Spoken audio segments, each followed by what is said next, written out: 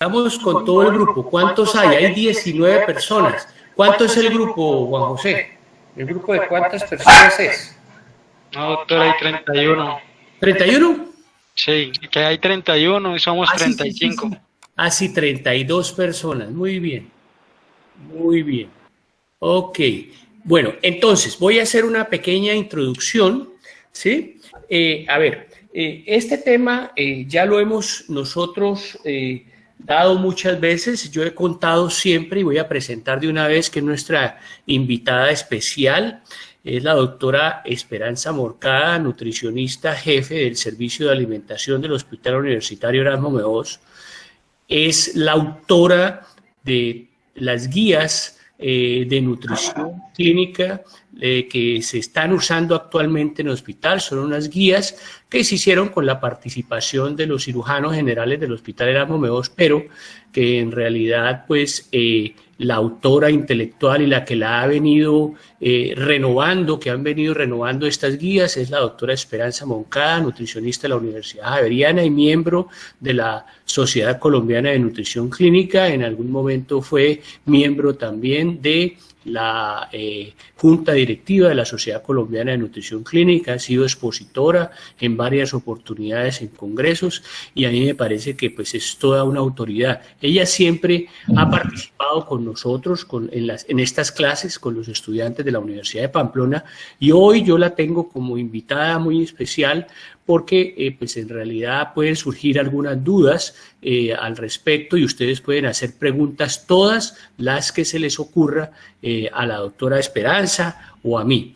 El tema pues es nutrición en el paciente quirúrgico. Yo pienso que la nutrición en el paciente quirúrgico hoy día es tan importante como la misma método anestésico, como la misma técnica quirúrgica, como el mismo uso adecuado de los antibióticos y los protocolos que seguimos para el uso de antibióticos, de técnica quirúrgica, de manejo quirúrgico de nuestras enfermedades de tipo que van a ser de nuestras enfermedades quirúrgicas, por decirlo así. O sea, todo paciente que llega a nuestro hospital, todo paciente que llega a nuestro hospital, pues en algún momento tiene algún tipo de desnutrición. Yo diría que generalmente tienen algún tipo de desnutrición, son pacientes de estratos 1, 2 y vienen con patologías grandes, con patologías avanzadas del tracto gastrointestinal, como cáncer gástrico, como cáncer de colon, como cáncer de tiroides, cáncer de seno, y el mismo paciente de trauma que llega a nuestro hospital o las mismas urgencias quirúrgicas que nos obligan a manejar pacientes quirúrgicos como las pacientes con apendicitis agudas y con colecistitis aguda, obstrucciones intestinales. Todos estos pacientes en algún momento nosotros tienen que tener una valoración nutricional, sobre todo los pacientes electivos de cirugías grandes, con patologías grandes como cáncer de colon, cáncer gástrico, cáncer de tiroides. Lo ideal es identificar a estos pacientes, hacerle un diagnóstico nutricional y si es necesario y el diagnóstico nos dice que es una nutrición de nutrición moderada o de nutrición severa, tenemos que intervenirlos nutricionalmente, generalmente una semana antes de la cirugía con nutrición enteral o nutrición parenteral, una vez nosotros hayamos hecho el diagnóstico. Sobre todo porque está comprobado que el paciente desnutrido no tiene un buen pronóstico quirúrgico, sobre todo en lo que respecta a complicaciones de tipo infeccioso e inflamatorio postoperatorio. Entonces, estos pacientes que nosotros intervenimos nutricionalmente, vamos a mejorarles sus condiciones nutricionales para mejorar su pronóstico en el postoperatorio desde el punto de vista de no infección, pronta recuperación y ayuda en estos casos siempre una valoración nutricional efectiva. Entonces, de esto se trata este tema hoy está a cargo de Gustavo Adolfo Acuña y de Juan José Cacua. Al final vamos a hablar un poco también de nutrición enteral y nutrición parenteral de acuerdo a esto como nos vaya en cuanto a la duración del tema, porque es un tema largo. Nos hemos dado cuenta que a veces nos prolongamos mucho ellos nos van a hablar de la valoración nutricional en el paciente quirúrgico y del diagnóstico nutricional.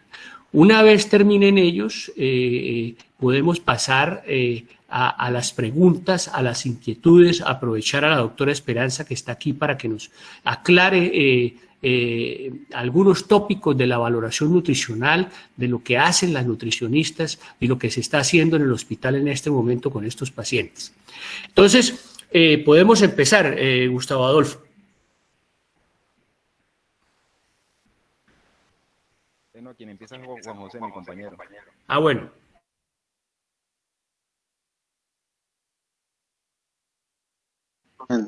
Espérame, ya.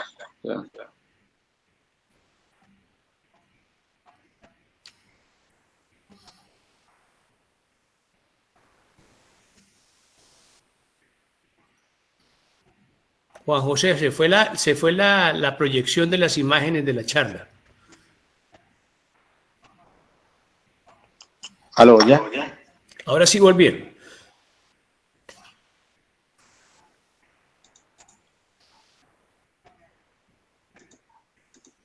Es que no me quiere presentarlas completa, en pantalla completa.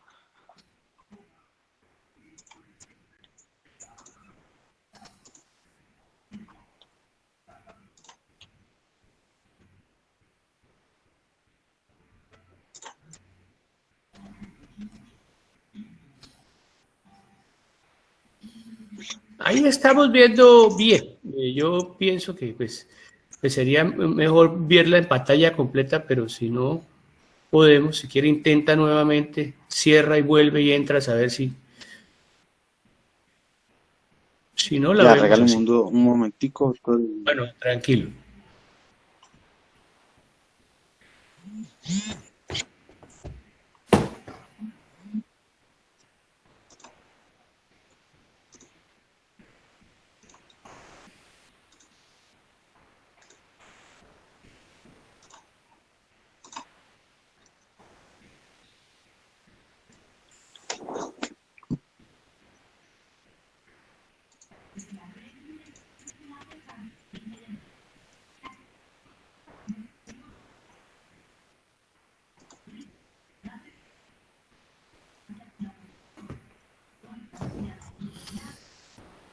No sé si...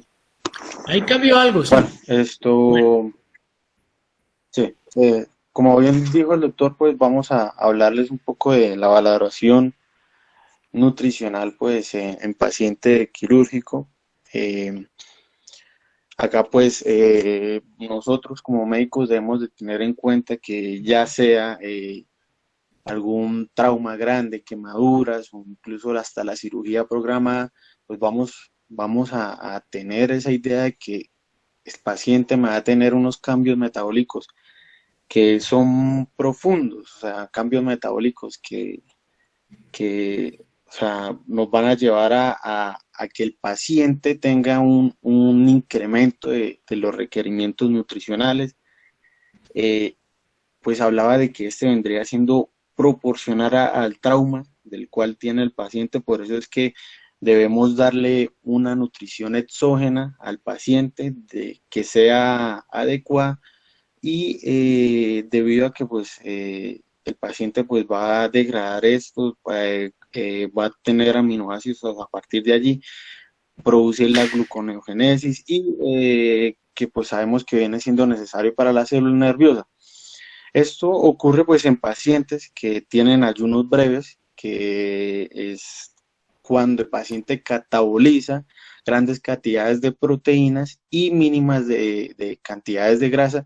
Esto ocurre en pacientes que son sépticos, esto pues mientras el paciente persiste en su estado infeccioso y pacientes con ayuno prolongado, pues estos son los que van a catalizar una buena cantidad de grasas y va a iniciar el proceso de ahorro de las proteínas corporales.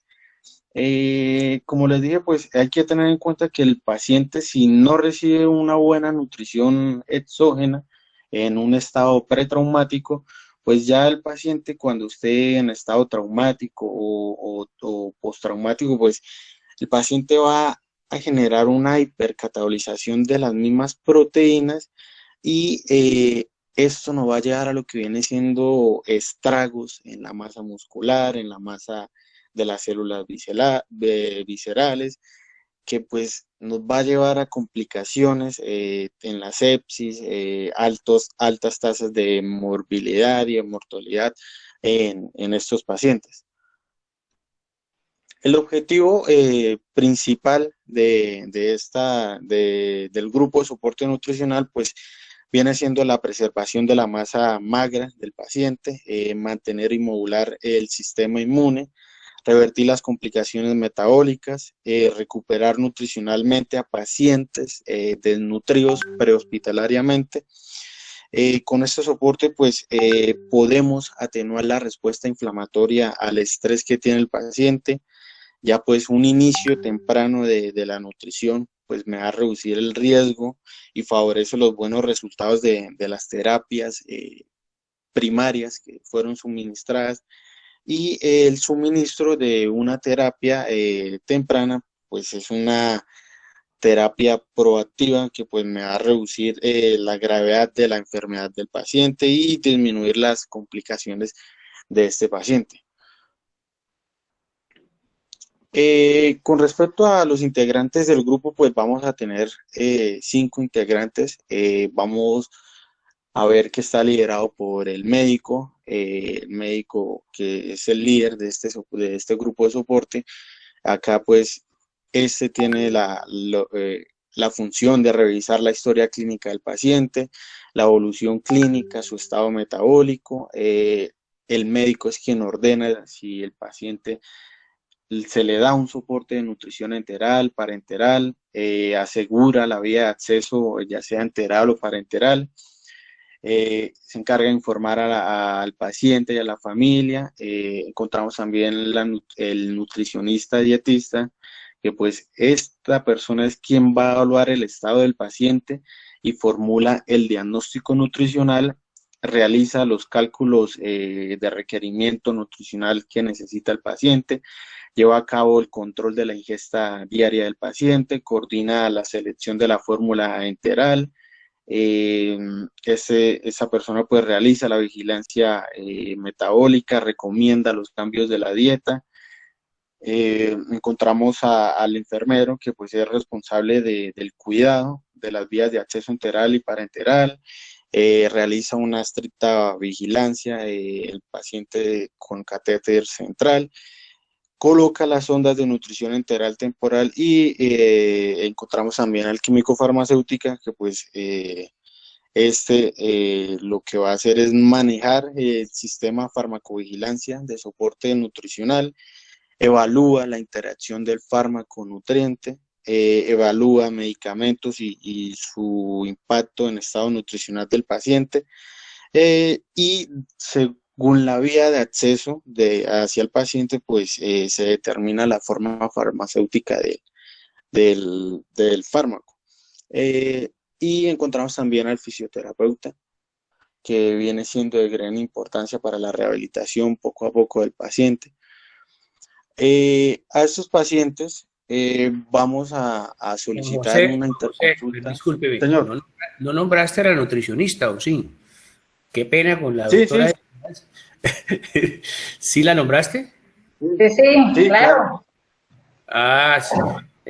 Las funciones de la nutricionista dentro del grupo, ¿no? Que son importantísimas, ¿no? Sí. Ya es vital. Sí, sí, señor. ¿Sí la nombraste? Sí, claro. Claro. Sí, sí. Ah, ok. Voy a continuar, doctor. Sí, continúa.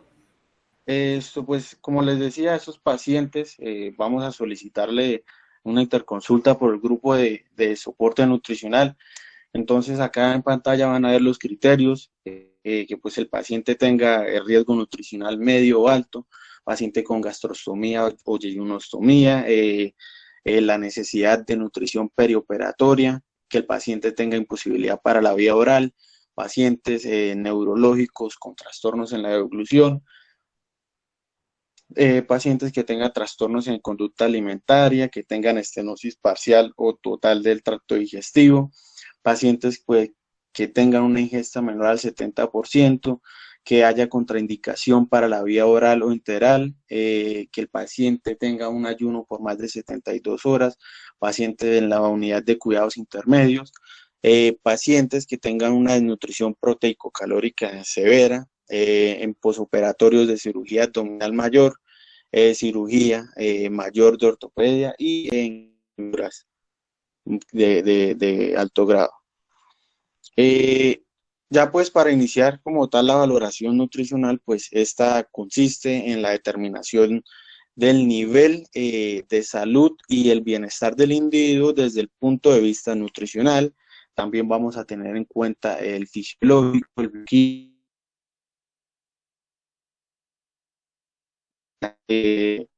combinación de los datos, pues vamos a tener en cuenta si el estado en que se encuentra el paciente, esta valoración debe dar en si el paciente tiene un consumo energético que sea insuficiente, que la pérdida de peso no intencional de más del 10% de su peso actual, que tenga una pérdida de grasa subcutánea, una pérdida de masa muscular, que tenga acumulación localizada o generalizada de líquidos, que el paciente tenga una fuerza disminuida y vamos a usar cálculo nutricional dependiendo los requerimientos de esto, pero de una manera que sea individualizada del paciente.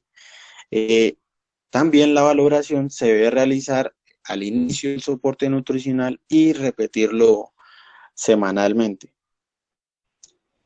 En los criterios de la valoración nutricional, pues se tienen en cuenta 5, de los cuales pues es necesario que el paciente tenga 2 o más. El primero pues viene siendo el porcentaje de cambio de peso en tiempo, pues esto refiere a que si el paciente pierde peso en un tiempo, o sea, en poco tiempo, pues va a revelar que el paciente tenga trastornos nutricionales que sean de importancia en cuanto a la deficiencia de proteínas y el mayor índice de riesgo. Entonces esta se calcula con la fórmula que ven allí, porcentaje de cambio peso, peso usual menos el peso actual sobre el peso usual, lo multiplicamos por 100 y allí les coloqué un cuadrito pues, donde vamos a tener en cuenta que si el paciente tiene un porcentaje de peso en el tiempo de una semana, alrededor de 1 o 2%, pues viene siendo significativo. Si es mayor a 2, pues es grave. Ya pues en el tiempo de un mes, pues si el porcentaje de peso es de 5, viene siendo significativo y grave si el paciente tiene un porcentaje de peso, un cambio de porcentaje de peso mayor a 5. En 3 meses, pues el valor significativo es de 7.5%, y cuando es grave tendría que ser mayor a 7.5, y ya 6 meses vamos a tener en cuenta el valor 10 significativo y grave mayor a 10% del cambio de peso. Vamos a tener también en cuenta la ingesta calórica, que pues el control de la ingesta calórica pues es un registro cuantitativo de los alimentos y de suplementos nutricionales, pero pues esto viene siendo algo pues como más subjetivo, porque vamos a realizarle preguntas al paciente de si ha tenido pérdida de peso o si ha cambiado, ha tenido una alteración en la ingesta de los alimentos, si el paciente ha tenido saciedad, ha tenido apetito, ha tenido vómitos, cambios en los hábitos intestinales, y debemos determinar si hay presencia de síntomas de déficits vitamínicos. Lo que queremos es valorar la adecuación de la ingesta de nutrientes y valorar la capacidad de comer independientemente. En las físicas está en una herramienta que nos permite identificar signos clínicos relacionados a los déficits. Esto pues ayudará a identificar medidas antropométricas que pues debemos de tener en cuenta en la medida de pantorrilla, que pues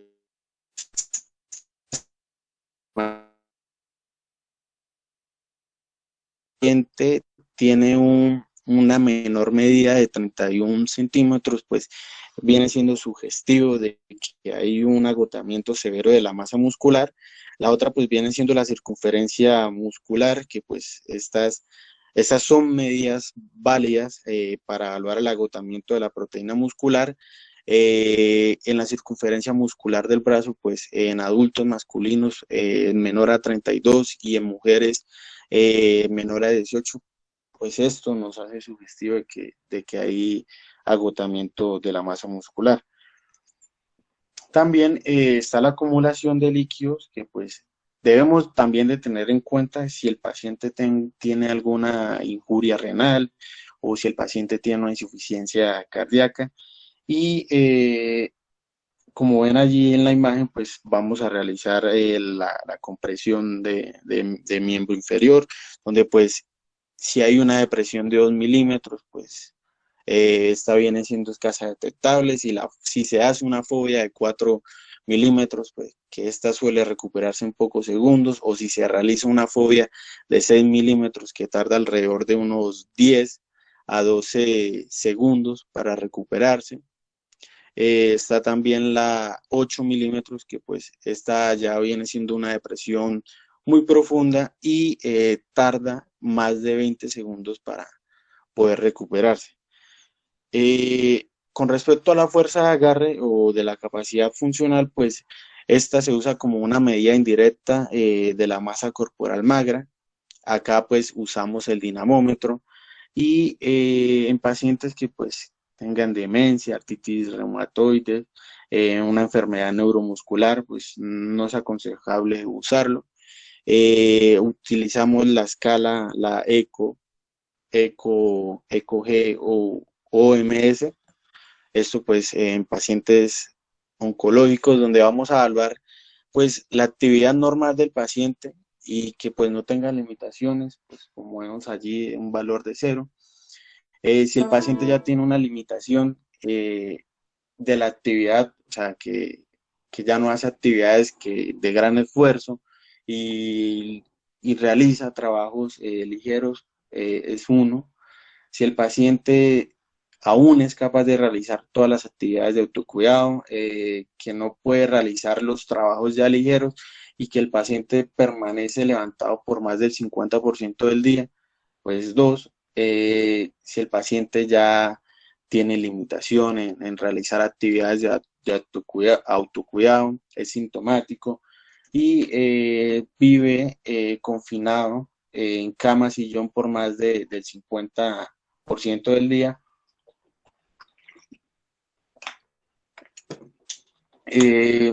Si el paciente ya se encuentra completamente imposibilitado, pues, que podemos precisar de una hospitalización y se encuentra en la cama en la mayor parte del día, pues en un valor de 4, y si el paciente está en estado de exitus, pues es de 5.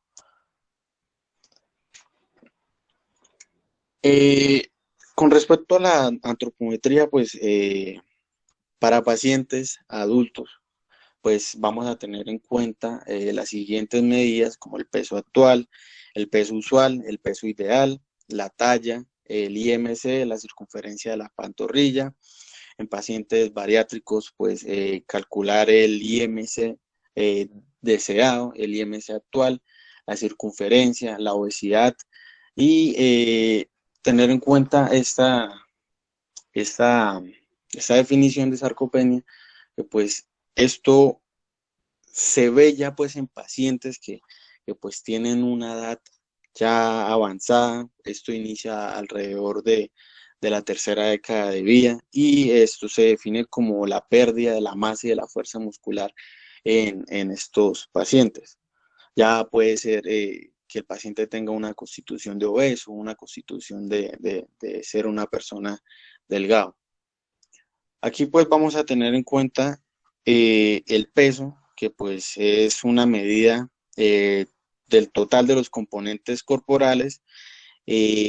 Sabemos que pues en individuos que pues, estén enfermos va a variar, ya sea que el paciente esté deshidratado, tenga edema o tenga presencia de ascitis. Y en algunos pacientes la talla y el peso son fáciles de conseguir, pero en otros pues es necesario de realizar otras alternativas que pues nos permitan estimar la talla y el peso del paciente. Allí les muestro una fórmula que pues esta se usa en los hombres, la circunferencia del brazo por 2.31 más la circunferencia de la pantorrilla por 1.5 menos 50, nos estima el peso del paciente. En mujeres pues varía, son los números, ya no es 2.31 sino 1.63 multiplicado por la circunferencia del brazo. La circunferencia de pantorrilla pues ya sería 1.43 y lo restamos por 36.46. Allí tenemos un peso estimado del paciente. Con respecto pues al peso ideal, pues en los hombres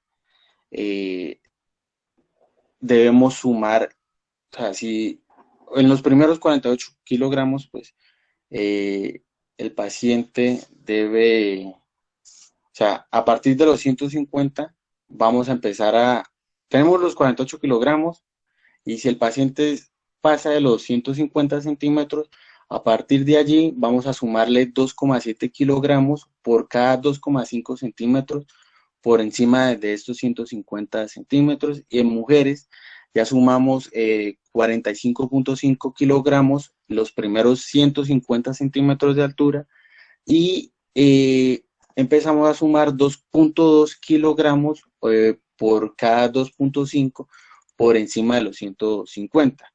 La talla, pues en adultos, pues algunas veces es difícil de tomar la medida, por lo que pues se requiere el método de Chumlee, que pues es una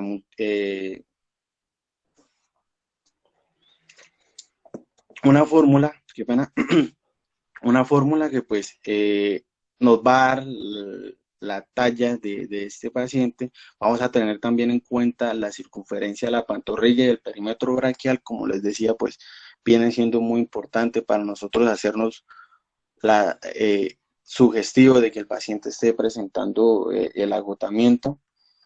Esta es un cálculo, pues para recordarles a ustedes cómo calcular el IMC y la clasificación de este.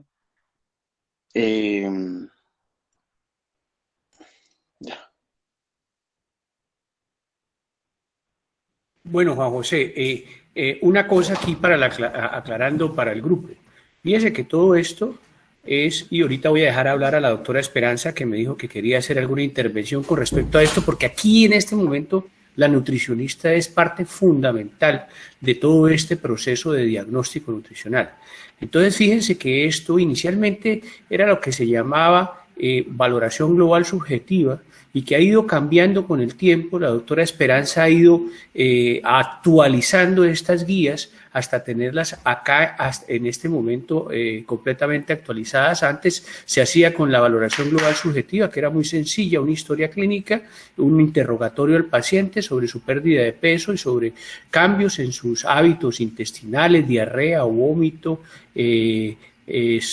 pérdida en los últimos 6 meses. Todo esto formaba parte del interrogatorio de la valoración global subjetiva e introducíamos las medidas antropométricas y los parámetros bioquímicos para luego hacer el diagnóstico nutricional de este paciente. Doctora Esperanza, usted quería aclararnos algo. Me pidió que una vez terminara Juan José podíamos hablar. Hagamos las aclaraciones, Esperanza, en este momento. Bueno, doctor, buenas tardes para todos. Agradezco al doctor Ponte por esta invitación. Sí, también Juan José, el doctor Juan José, lo felicito, muy buena presentación y muy acorde a lo que realmente estamos haciendo actualmente en nuestro hospital. Pero también hay algo importante que no podemos olvidar, que nosotros dentro, como estamos hablando directamente de lo que se está haciendo dentro de la institución, es importante aclarar que nosotros tenemos un modelo de cuidado nutricional y fue aprobado de acuerdo a la resolución 1219 del 2019 y por medio del cual adoptamos este modelo de cuidado nutricional, que realmente es un modelo que nos lo está sugiriendo y es de obligatorio cumplimiento, no solamente por la normatividad vigente, sino también es una iniciativa de los 4 entes del mundo de mayor peso en nutrición, que es la ASPEN, que es la Asociación Americana de Nutrición Enteral y Parenteral, la ESPEN, que es la Asociación Europea, la Asociación Europea, la FELAMPE, que es latinoamericana, y la asiática. En ellos todos se han puesto de acuerdo y ese es el modelo de cuidado que ellos nos están sugiriendo y que actualmente está vigente de acuerdo a la resolución 1219 del 2019 del Hospital Erasmo Meos.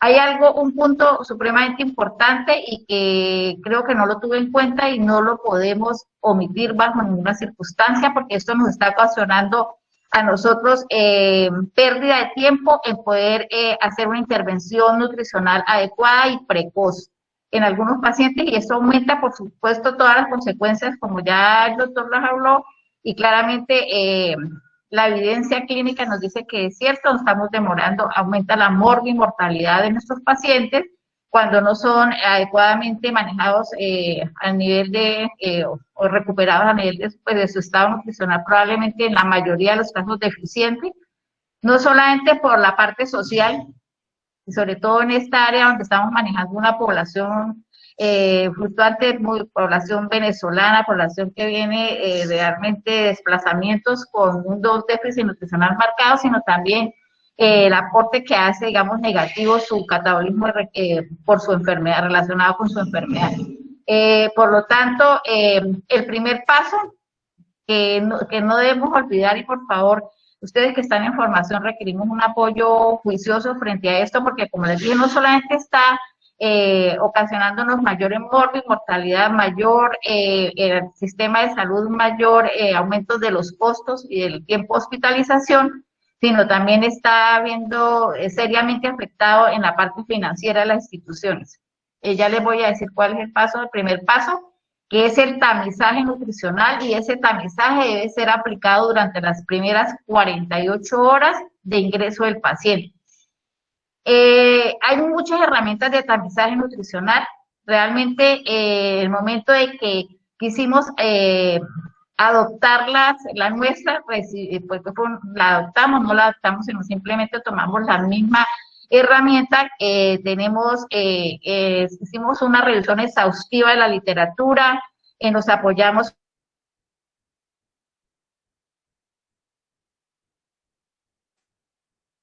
y realmente la recomendación es que fuera una herramienta muy fácil de aplicar, que tenga una buena especificidad y una buena sensibilidad, y que fuera aplicable pues a la población que vamos a atender. ¿Por qué? Porque no es lo mismo tamizar a un niño que tamizar a un adulto. Entonces, frente a esta premisa, lo que hicimos fue buscar la que mejor fuera con esas características, y decidimos adoptar la NRS 2002. Algunas partes tienen la de Ferguson, hay la de MUS, hay muchas herramientas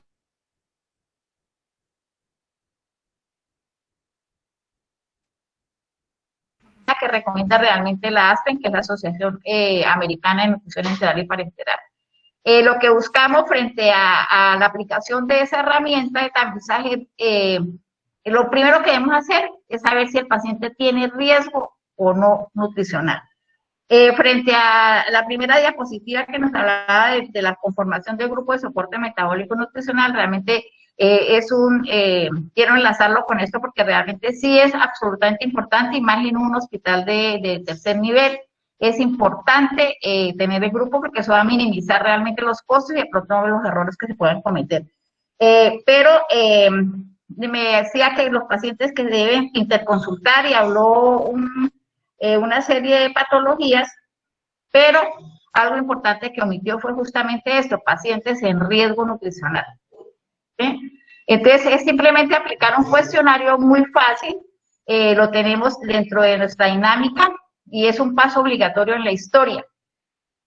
Resulta que si esto realmente no tiene un costo, al aplicarla o no aplicarla, pero resulta que lo que genere ese resultado, ese score final, sí nos va a permitir hacer una valoración oportuna y eficaz, y ese sí va a generar un costo, o sea, una entrada económica para el paciente, que obviamente no es uno de los primeros objetivos. Nuestros primeros objetivos es poder captar a esos pacientes y hacer una intervención, por supuesto, temprana.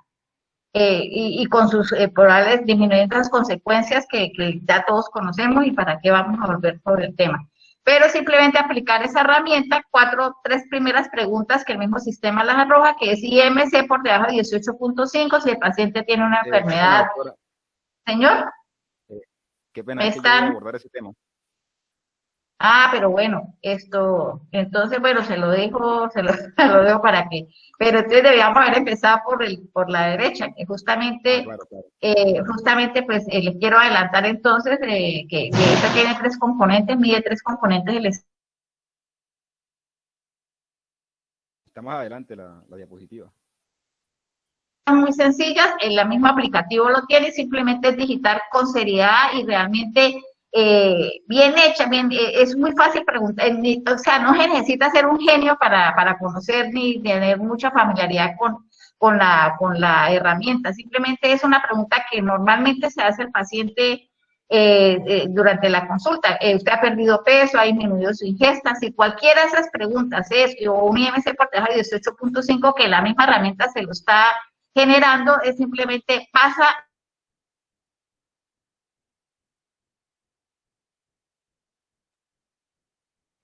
y eso, si al final el score final o el puntaje final es mayor o igual a 3, el médico debe generar inmediatamente la valoración nutricional. Lo que pasa es que hemos tenido intervenciones múltiples con el grupo de internos, con los médicos generales, porque estamos detectando que la mayoría de nuestros pacientes que requieren una intervención pronta tienen un puntaje de 1, por lo tanto no generan la valoración. Y desafortunadamente, cuando intentamos, durante estas intervenciones grupales que hemos tenido, tanto virtuales como presenciales, cuando lo permitían, no teníamos la pandemia, ¿por qué les ponen 1 de tamizaje? Entonces la respuesta era, no, es que cuando llegamos nos dijeron que a todos le pusieran 1. Si no, no le permite cualquier número que genere el resultado, si no lo digita, no le permite cerrar la historia. Entonces, lo más fácil era poner un 1 cuando un 1 está generando que el paciente no tiene riesgo. Y si ustedes ven las cifras mundiales de la desnutrición, inclusive hace poco en el tiempo tuvimos un editorial muy chévere y muy real sobre lo que está pasando en nuestro país. No estamos por debajo de las cifras mundiales de desnutrición. Yo he querido, teniendo nuestra herramienta ya en el hospital, queremos generar, pues, apoyar la revista de la Asociación Colombiana de Nutrición Clínica y sacar un estudio frente a esto, teniendo la herramienta, pero es que cuando vamos a revisar a final de mes y esta información para poder alimentar nuestros indicadores, encontramos que tenemos el 0.03% de desnutrición. Y dígame, ¿quién nos va a creer que eso sea cierto?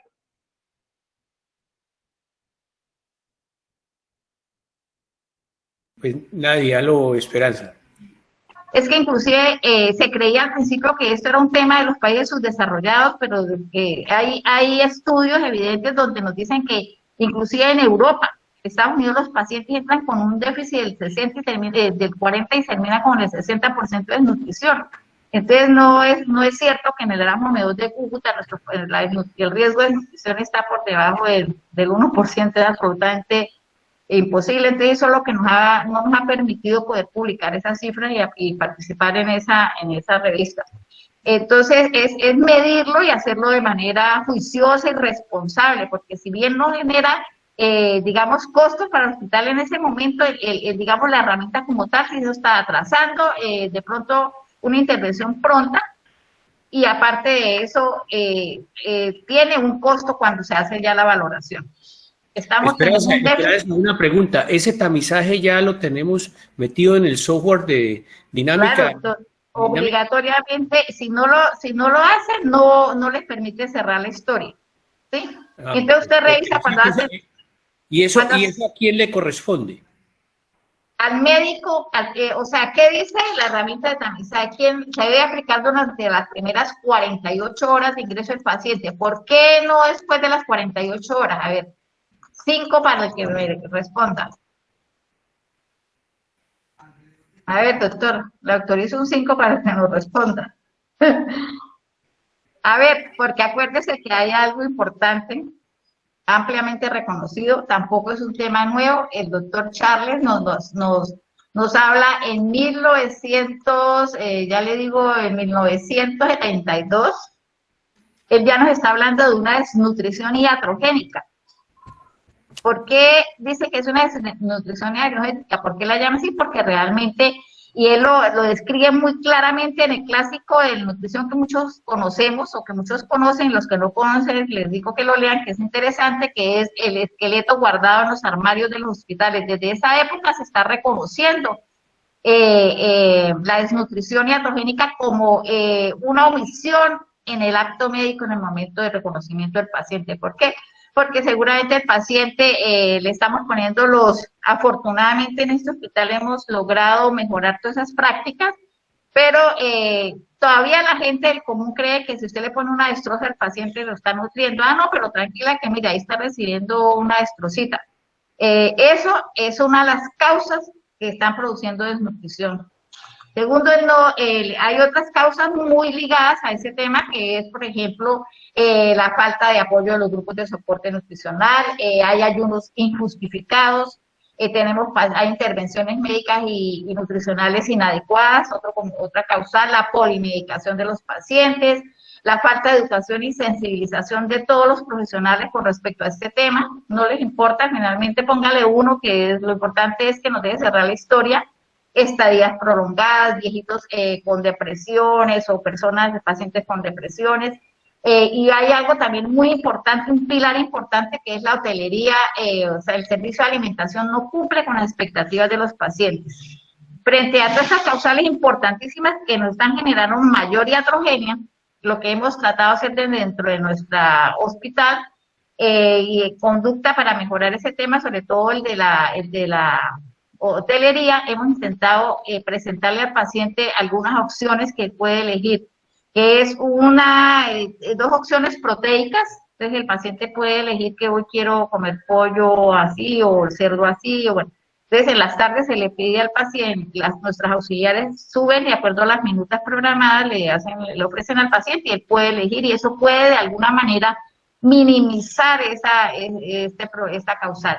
Sabemos que son pacientes que vienen con algunas creencias, hay algunos mitos que a veces dificultan el manejo con esos pacientes, pero es apoyarnos y saber en qué podemos colaborarle, y no solamente es ofrecer una nutrición enteral o parenteral, sino simplemente modificando una dieta podemos lograr que minimicemos este problema. Pero sí es llamado desde hace mucho tiempo como una desnutrición iatrogénica, o sea, a veces omitimos, a veces el paciente sin vía oral porque le va para una, no sé, una ecografía renal, o porque le van a sacar una uña, o porque el paciente va a un procedimiento de ortopedia que no requiere un ayuno. Hoy en día, afortunadamente, todos conocemos que hay algunos protocolos que nos apoyan y podemos medir cuál es realmente, en qué caso el paciente requiere ayunos y cuáles no. Tenemos el protocolo ERAS, no sé si ustedes ya lo conocen, si lo leyeron.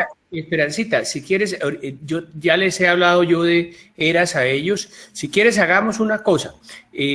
Falta, para terminar la valoración nutricional, faltan los parámetros bioquímicos. Ahorita sigue el siguiente expositor, ¿sí? Y al final podemos hacer las aclaraciones respectivas. Bueno, para terminar eso, entonces, es que me anco y yo me vuelvo como loca. Pero bueno, aquí tenemos el riesgo que no lo podemos dejar a un lado, medirlo por encima antes de cualquier valoración, primero detectar riesgo para poder generar la valoración. Y segundo, algo que quería aclararles, que después de haber identificado el riesgo, es necesario si el paciente, saber si el paciente tiene o no inflamación.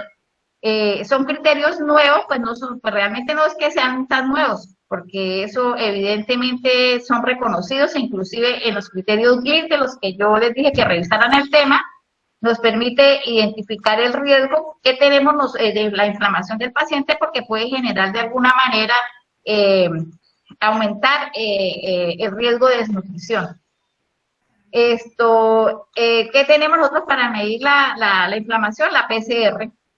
Y obviamente relacionado con el estado del paciente. Nunca podemos dejar a un lado solamente evaluar un laboratorio o una prueba diagnóstica sin evidentemente revisar cuál es el estado del paciente. Entonces, esos son dos punticos que creo que no los tuvieron en cuenta, importante tener en cuenta el riesgo y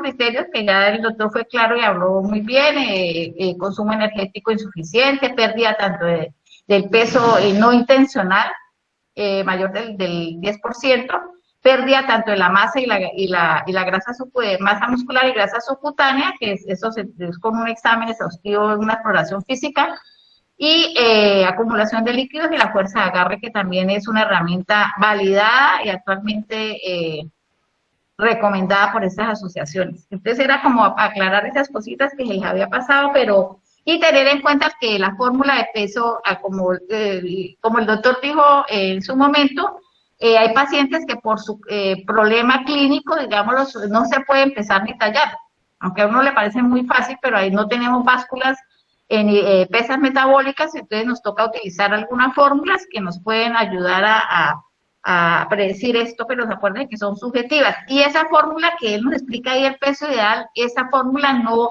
es aplicable para el paciente adulto mayor, no es aplicable. Entonces serían como esas cositas para que no se pase. ¿Listo? Y Okay. Qué pena, pero que les dije. No, a mí me parece importantísimo, pero me yo creo que...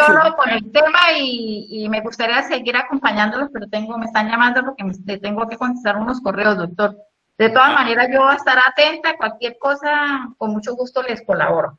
Bueno, perfecto, Esperanza, muchas gracias. Un abrazo y cualquier cosa, ¿verdad? Voy a ir y si alcanzo a regresar volvemos a conectarnos. Igual quedo aquí conectada. ¿Listo? Ok. Bueno, gracias. Chao.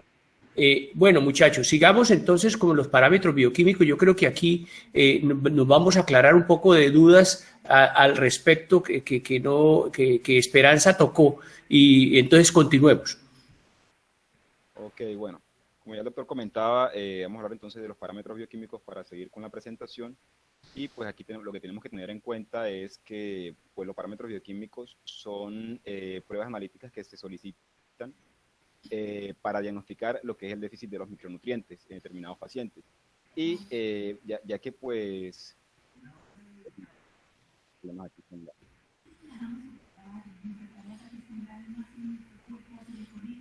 Eso. Más que todo, estos parámetros bioquímicos nos permiten identificar lo que es la deficiencia nutricional en el paciente, pero no siempre son sugestivos de que el paciente tenga una alteración nutricional, sino que también pueden indicar de que el paciente pueda tener una alteración hepática o renal. Por eso casi siempre que se solicitan son utilizadas más que todo para el seguimiento y vigilancia del estado nutricional en el paciente desnutrido. En pacientes críticos sí cambia un poco la cosa porque pues ni las proteínas séricas ni la antropometría que comentaba mi compañero son útiles para valorar a estos pacientes. Entonces se utilizan otros métodos para pues para valorarlos. Teniendo en cuenta los parámetros bioquímicos que se solicitan son pues el cuadro hemático, la función renal, la función hepática, la PCR para el tema de la inflamación, los electrolitos y el porcentaje de linfocitos para verificar en qué estado se encuentra la inmunidad. Porque cabe resaltar que cuando un paciente está en estado de alteración nutricional, eso puede repercutir sobre la inmunidad, entonces por eso es importante tenerlos en cuenta. Teniendo en cuenta esto, pues hay que evaluar cómo se monitorean, en el caso de los electrolitos, cómo se monitorean pues, para hacer las respectivas correcciones. Debemos tener en cuenta que en el caso de lo que es el sodio, el potasio, el cloro, el magnesio y el calcio, son electrolitos que pues, deben hacérseles una vigilancia nutricional de acuerdo al soporte que se le haya instaurado al paciente. Y las vías de administración para administrar estos electrolitos pueden ser el soporte parenteral y el soporte enteral. En cuanto al parenteral, tenemos que tener en cuenta que debe hacerse una vigilancia diaria de todos estos electrolitos y cuando hay estabilización del paciente se hace semanalmente para pues verificar si hay algún daño y hacer la posterior corrección. Si se va a hacer un soporte enteral, estos exámenes no se solicitan de manera rutinaria, sino que solamente se van a solicitar cuando la condición clínica del paciente lo permita. Solamente está indicado para pacientes que tengan pues ilio, problemas de infusión y alteración sensorial que no tenga causa conocida. Y en pacientes que digamos que tengan alguna enfermedad como lo que es la fístula de alto gasto, se debe realizar el control de los electrolitos. Ok, un momento.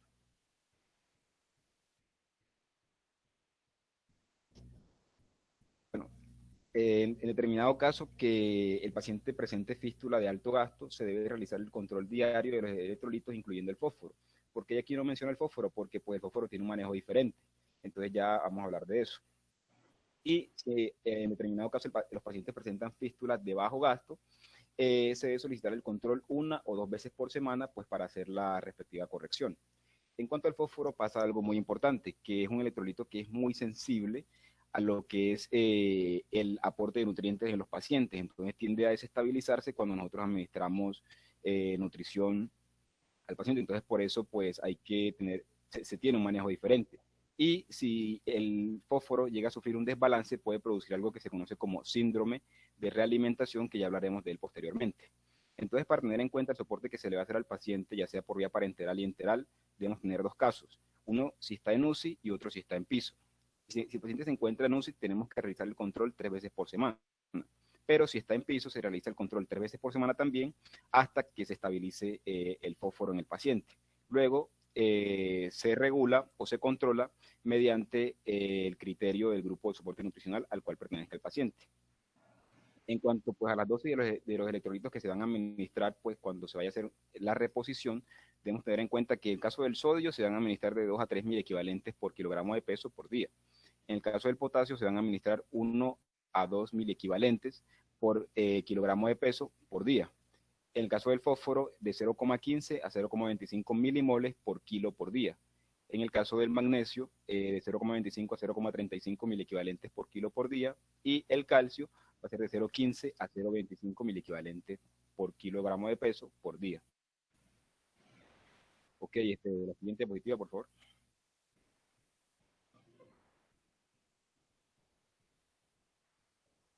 Ok, bueno, aquí tenemos lo que hablaba pues ahorita la doctora Esperanza, el tema de lo que es el manejo o el score o el screening que se le hace al paciente pues para diagnosticar que el paciente tiene una alteración del estado nutricional.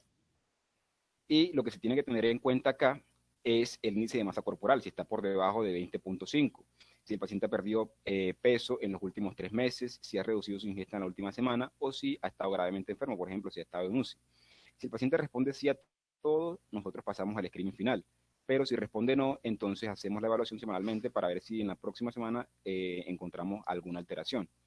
En cuanto al screening final, tenemos que tener en cuenta que se divide pues, en 2 partes, según la alteración del estado nutricional y la gravedad de la enfermedad que posee el paciente. Tenemos que tener en cuenta que si el paciente presenta un estado nutricional normal, entonces nos da 0 puntos. Si ha perdido peso mayor al 5% en los últimos 3 meses o su ingesta se ha reducido en un 50-75%, entonces agregamos 1 punto.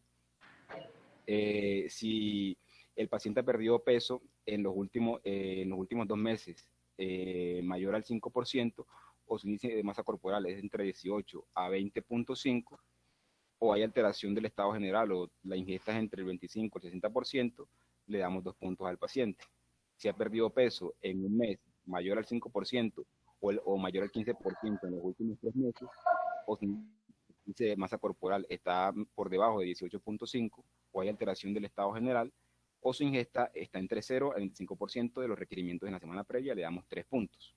También hay que tener en cuenta lo que es la parte de la edad, ya que un paciente entre 70 años o mayor de 70 años se le añade 1 punto a la puntuación total, ya que pues, el tema de la edad es muy importante para la valoración. Ok. Bueno, En el caso de que el paciente presente enfermedades graves, tenemos que tener en cuenta que si el paciente tiene requerimientos nutricionales normales, pues le damos 0 puntos. Si presenta enfermedades como, por ejemplo, EPOC, hemodiálisis, o tiene diabetes, o tiene algún tipo de cáncer, o ha tenido fracturas de cadera, le damos 1 punto a este paciente. Si ha tenido cirugía mayor abdominal, ictus, neumonías graves o tumores hematológicos, le damos 2 puntos. Y si ha tenido lesiones craneales o terapia manual ortopédica o ha estado en UCI con un Apache por encima de 10, le damos 3 puntos. Una puntuación mayor o igual a 3 indica que el paciente está en riesgo nutricional y se deberá iniciar nutrición de inmediato. Si está menor a 3, hacemos la reevaluación semanal de este paciente. Siguiente, por favor. Bueno, aquí vemos lo que es el flujograma de intervención nutricional, pues que es, digamos, como un algoritmo que nos sirve a nosotros, pues, para hacer el manejo desde el ingreso del paciente hasta tomar la decisión si le damos de alta o lo transferimos a nutrición. Y entonces aquí lo que tenemos que tener en cuenta es que inicialmente, pues, el paciente ingresa al centro de salud, se le hace un tamizaje nutricional para detectar si está malnutrido o está en riesgo, como comentaba la doctora Esperanza, en las 48 horas al ingreso. Luego se hace interconsulta por el servicio de nutrición, se valora el estado nutricional, luego de la intervención nutricional, ya sea por vía oral, parenteral o enteral, luego se hace el procedimiento quirúrgico. Para este caso el paciente tiene que estar en ayuno preoperatorio, se prescribe la dieta y si se puede se reinicia vía oral, pero eso va a depender del tipo de cirugía. Luego, si el paciente ha tenido tolerancia a la dieta y evoluciona, pues obviamente vamos cambiando la dieta. Y luego de que el paciente ya esté en mejores condiciones, lo educamos con respecto a lo que él debe consumir para evitar caer en riesgo, para evitar caer en malnutrición o estar en riesgo. Nosotros entonces, lo educamos al paciente o a la persona que se encuentre con él, si es un paciente que no puede valerse por sí mismo. Y si el paciente no tiene complicaciones, entonces se le da de alta, pero si presenta alguno de estos criterios que están acá, como un índice de masa corporal mayor a 30 o menor a 18.5, si ha tenido pérdida severa de peso mayor a 10 kilogramos, si ha tenido trastornos gastrointestinales o alteraciones bioquímicas, entonces lo referenciamos para que ellos hagan el manejo. Ok. Siguiente. En cuanto al diagnóstico nutricional, tenemos que tener en cuenta que se requieren, pues obviamente, 2 o más criterios de los antes mencionados en pacientes adultos para diagnosticar que el paciente tiene alguna de estas 3 clasificaciones, ya sea que esté bien nutrido, que esté en riesgo nutricional o desnutrición moderada o que tenga desnutrición severa. En caso de los niños, nosotros lo que tenemos que hacer es tener en cuenta lo que es la resolución 2465 del 2016 de la OMS, la cual se basa más que todo en las medidas antropométricas de los pacientes pediátricos para diagnosticar si el paciente tiene alteración del estado nutricional. O también se puede utilizar un software muy importante que se llama el software Antro, de la OMS también, el cual lo clasifica con mayor precisión. Okay, siguiente.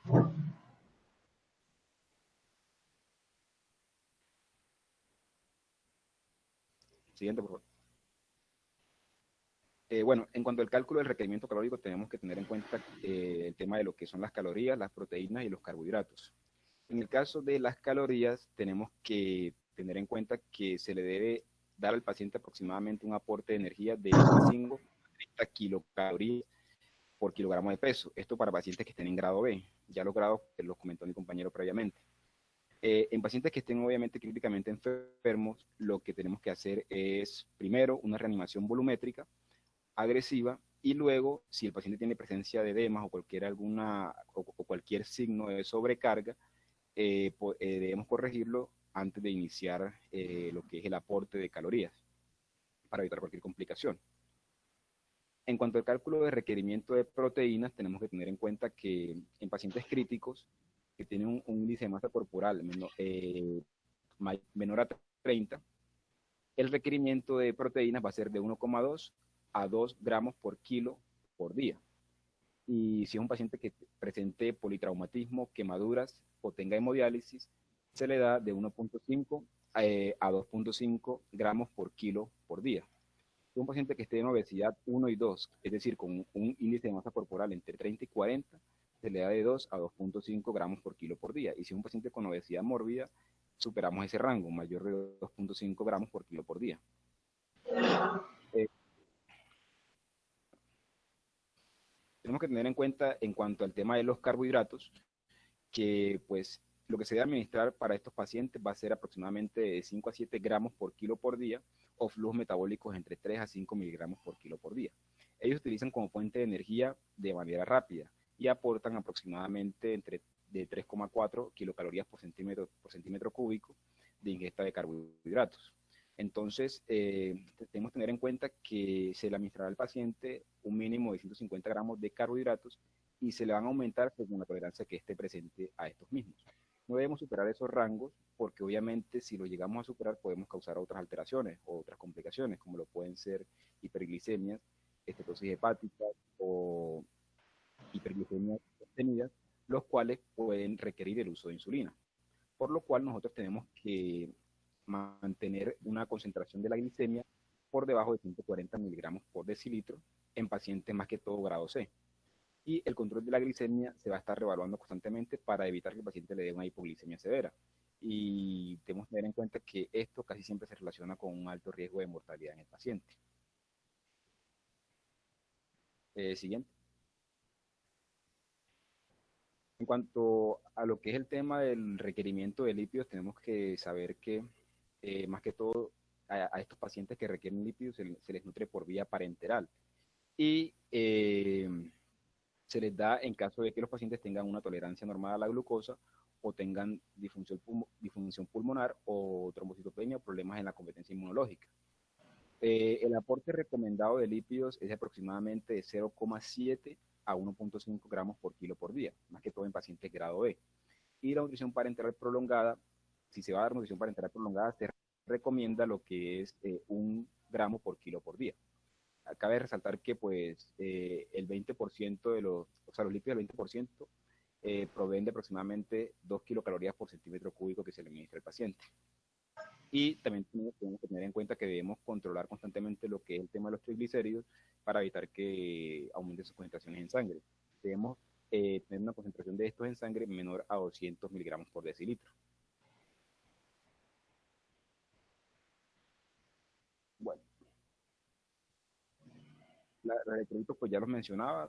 Lo que debemos tener en cuenta es que al administrarlos pues podemos causar una mayor difusión de estos desde el espacio extracelular hacia el espacio intracelular, específicamente de lo que es el potasio y el fósforo, los cuales son iones que se encuentran dentro de la célula. Entonces, por eso, cuando nosotros administramos estos compuestos, tendremos a facilitar la difusión hacia el espacio intracelular. Lo que ya les comenté, el tema de las dosis, lo que se le administra al paciente y el monitoreo que se le debe hacer a cada uno.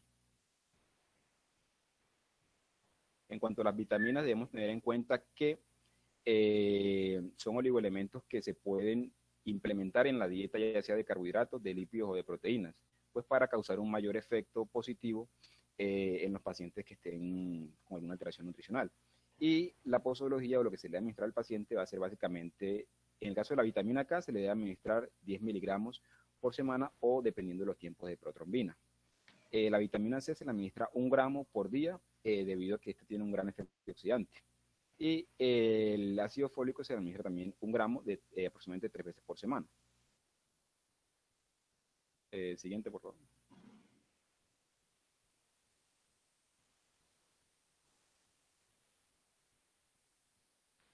Bueno, en cuanto al síndrome de realimentación, tenemos que tener en cuenta que este síndrome es un síndrome clínico que se caracteriza por alteraciones o desbalances en el fósforo, pero también se puede relacionar con alteraciones en el potasio y el magnesio.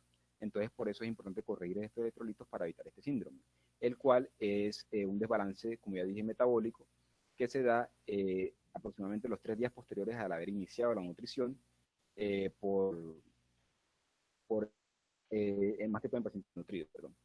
Y básicamente lo que nosotros tenemos que hacer en estos pacientes es tratar de corregirlos, pues es un síndrome que tiende a avanzar muy rápidamente y tiende a tener un alto riesgo de mortalidad.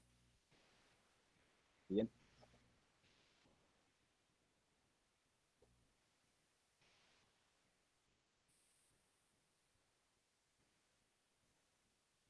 Siguiente, por favor.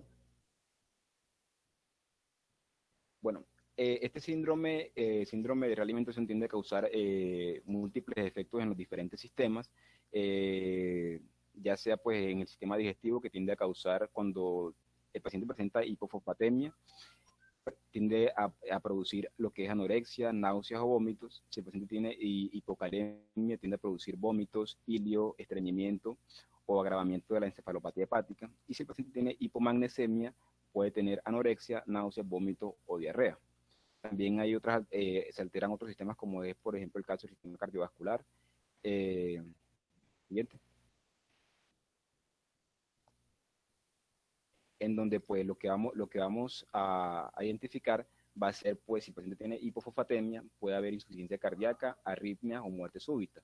Si el paciente tiene hipocalemia, puede haber alteración en la contractibilidad, eso incluye también lo que son los cambios electrocardiográficos, como son las alteraciones del segmento ST, de la onda T, y aparición lo que es también de arritmias, como lo son las arritmias auriculares y ventriculares, los bloqueos auriculoventriculares y la fibrilación auricular. Cuando hay hipomagnesemia también sucede lo mismo, se producen también cambios electrocardiográficos, pero en este caso se puede producir lo que es el PR prolongado, lo que es la torsades de Pointes, el QT prolongado también, el descenso del ST, ondas T picudas, entre otras alteraciones. Siguiente. También tenemos lo que son las alteraciones del sistema respiratorio, pues en donde básicamente lo que se produce es contractilidad diafragmática alargada e insuficiencia respiratoria. Y en el caso de que el paciente presente hipocalemia, puede haber compromiso respiratorio, pero no es muy específico, no especifican qué tipo de compromiso tiene el paciente. Siguiente. En el caso del sistema hematológico, tenemos que el paciente puede presentar alteraciones como lo son la anemia hemolítica, la trombocitopenia, la alteración de la función plaquetaria y alteración de la afinidad de la hemoglobina por el oxígeno, en el caso de que el paciente tenga hipofosfatemia. Siguiente.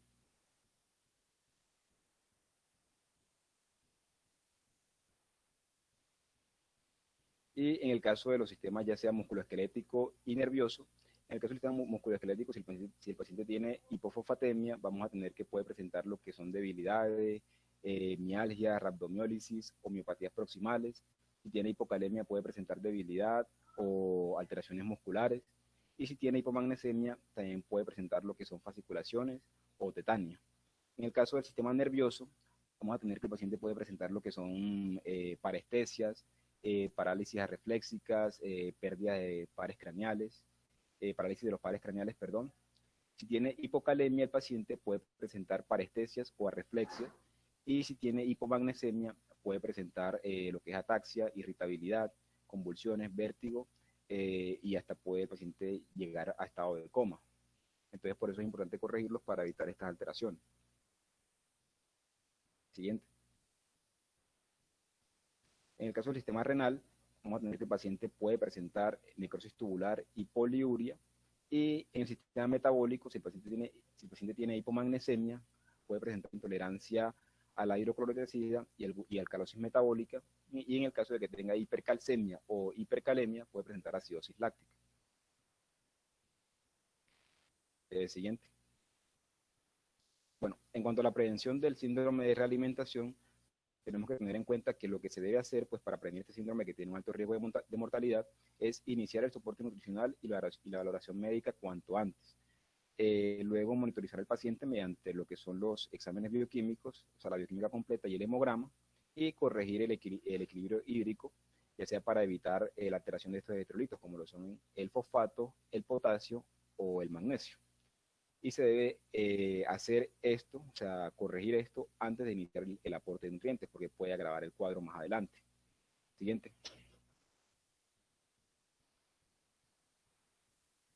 También debemos evitar la sobrealimentación en el paciente, porque pues una dieta mayor a las calorías requeridas por el paciente puede producir este síndrome.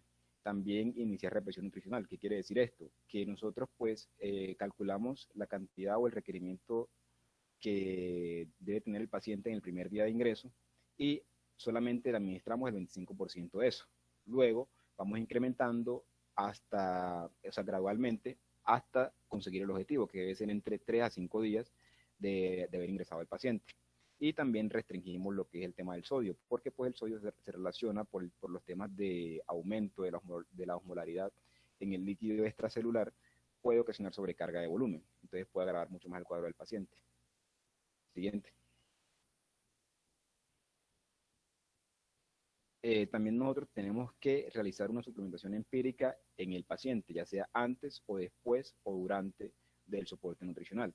Y lo que se hace aquí es un incremento de la concentración calórica del fosfato sérico. Se le proporciona aproximadamente al paciente de 10 a 15 milimoles de fosfato por cada 1000 kilocalorías para mantener las concentraciones estables, pero eso debe ser en pacientes que tengan la función renal normal. En cuanto al tema de la vitamina, también, de las vitaminas también son importantes pues, para prevenir este síndrome, porque ya que ellas contienen aproximadamente de 3 a 6 miligramos de tiamina, entonces nos sirve mucho para la prevención del síndrome de realimentación. Siguiente.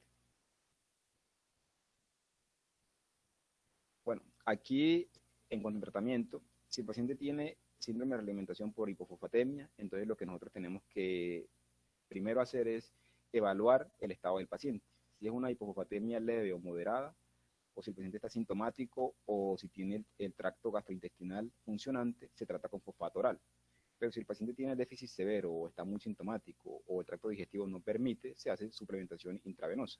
Entonces la posología o lo que nosotros debemos administrar al paciente en el caso de que el paciente tenga un déficit o una alteración significativa, debemos administrar aproximadamente de 0,08 a 0,16 milimoles por kilo de peso cuando el fosfato sérico está entre 2,3 a 2,7 miligramos por decilitro. Si está menor a eso, entonces nosotros administramos 0,16 a 0,32 si el rango es entre 1,5 a 2,2. Y si está entre menos de 1,5 miligramos por decilitro, entonces le administramos al paciente de 0,32 a 0,64 milimoles por kilogramo de peso. Este tratamiento está contraindicado en caso de que el paciente presente hipercalcemia, porque esto se relaciona con calcificación metastásica. O si también tiene hipercalemia, porque esto también se relaciona con alteraciones cardiovasculares y renales.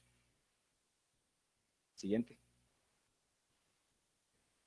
Bueno, aquí vemos las presentaciones y el aporte electrolítico de los pacientes, pues eso en cuanto a la vía oral, eso pues me gustaría omitirlo porque pues ahí se visualiza claramente cada uno del aporte, cada aporte que proporciona la presentación del producto que se le puede administrar al paciente. Siguiente. Siguiente. Bueno, en cuanto al tratamiento de la hipocalemia, tenemos que tener en cuenta que se va a usar en este caso la ruta intravenosa cuando el paciente presente déficit severo o esté muy sintomático o en caso de que no pueda utilizarse el tracto digestivo. Y lo que se recomienda es administrar inicialmente de 1,2 a 1,5 mil equivalentes por kilogramo de peso, pero si el paciente tiene una depresión grave, puede necesitarse hasta mucho más, aproximadamente hasta 2,5 mil equivalentes por kilo de peso. El potasio sérico, cuando se administra por vía intravenosa, tiene que tenerse en cuenta que no se debe hacer de forma rápida, porque puede causar alteraciones. Siguiente. Siguiente. Siguiente. Bueno, en cuanto al tratamiento de la hipomagnesemia, tenemos que tener en cuenta que se absorbe mal por vía oral y puede ocasionar lo que es diarrea o molestias gastrointestinales. Por eso debe administrarse cuando el paciente esté muy sintomático o tenga hipomagnesemia grave.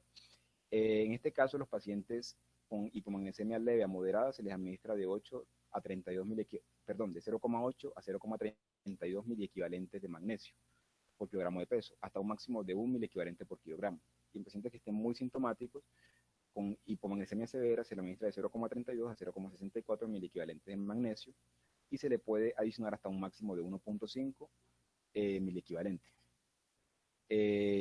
Casi siempre la hipomagnesemia severa sintomática puede llegar a administrarse de 0,32 miliequivalentes de magnesio en 4 o 5 minutos, pues obviamente es para evitar que el paciente se descompense.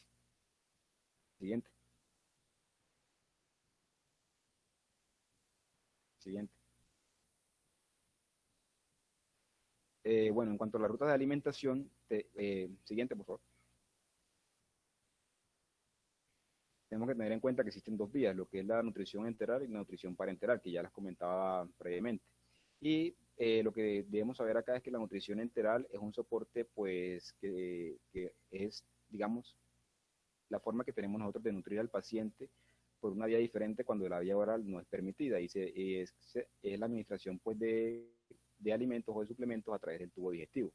La nutrición parenteral es donde, pues, se utilizan lo que son macro y micronutrientes por vía intravenosa cuando no se pueda usar las otras vías, ya sea la vía digestiva o la vía oral.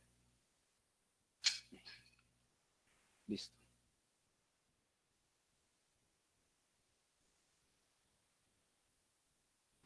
Bueno, muy bien. Bueno, como ustedes se dan cuenta, pues es un tema largo. A ver, este tema de el manejo nutricional y el soporte nutricional, pues en realidad, como yo le decía a Juan José y a Carlos Eduardo, son temas que no tienen mucho rating, ¿sí? En realidad tiene uno que gustarle el tema. Eso se da uno cuenta en los congresos cuando en las hay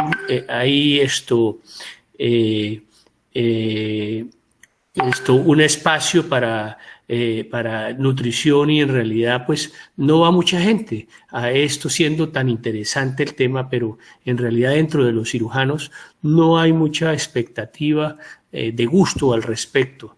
De todas maneras, pienso yo que es un tema y un capítulo que tenemos, como le decía yo al principio, tenemos que tener muy en cuenta, tenemos que saberlo manejar, porque es importantísimo en el paciente quirúrgico, como ustedes se han dado cuenta. La recuperación nutricional es importantísima en el paciente quirúrgico porque nos va a mejorar, diría yo, no el pronóstico en la sobrevida del paciente, pero sí nos va a evitar complicaciones tipo sepsis en los pacientes desnutridos.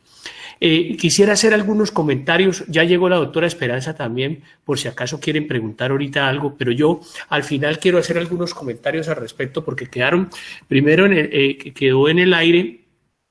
Ahí me parece que un concepto, y no sé qué opine la doctora Esperanza, importante es en el balance de nitrógeno, que no lo nombramos aquí dentro de la valoración nutricional, y el balance de nitrógeno debe hacerse por lo menos una vez a la semana, pienso yo, porque el balance de nitrógeno nos va a medir y nos va a indicar si nosotros estamos soportando bien nutricional al paciente. Y en realidad el balance de nitrógeno, que es la diferencia entre el nitrógeno ingerido y el nitrógeno excretado, ¿sí? Siendo el nitrógeno ingerido el que le estamos dando por medio de la nutrición, ya sea enteral o parenteral, ¿sí? Y el nitrógeno excretado es el nitrógeno que orinamos, que lo medimos por la orina, nitrógeno ureico urinario en orina de 24 horas, más las pérdidas insensibles, que son iguales a 2 o a 4 gramos de nitrógeno, que generalmente son por la deposición. Y al hacer la diferencia, al hacer esta resta, nos podemos dar cuenta que un balance puede ser negativo o positivo.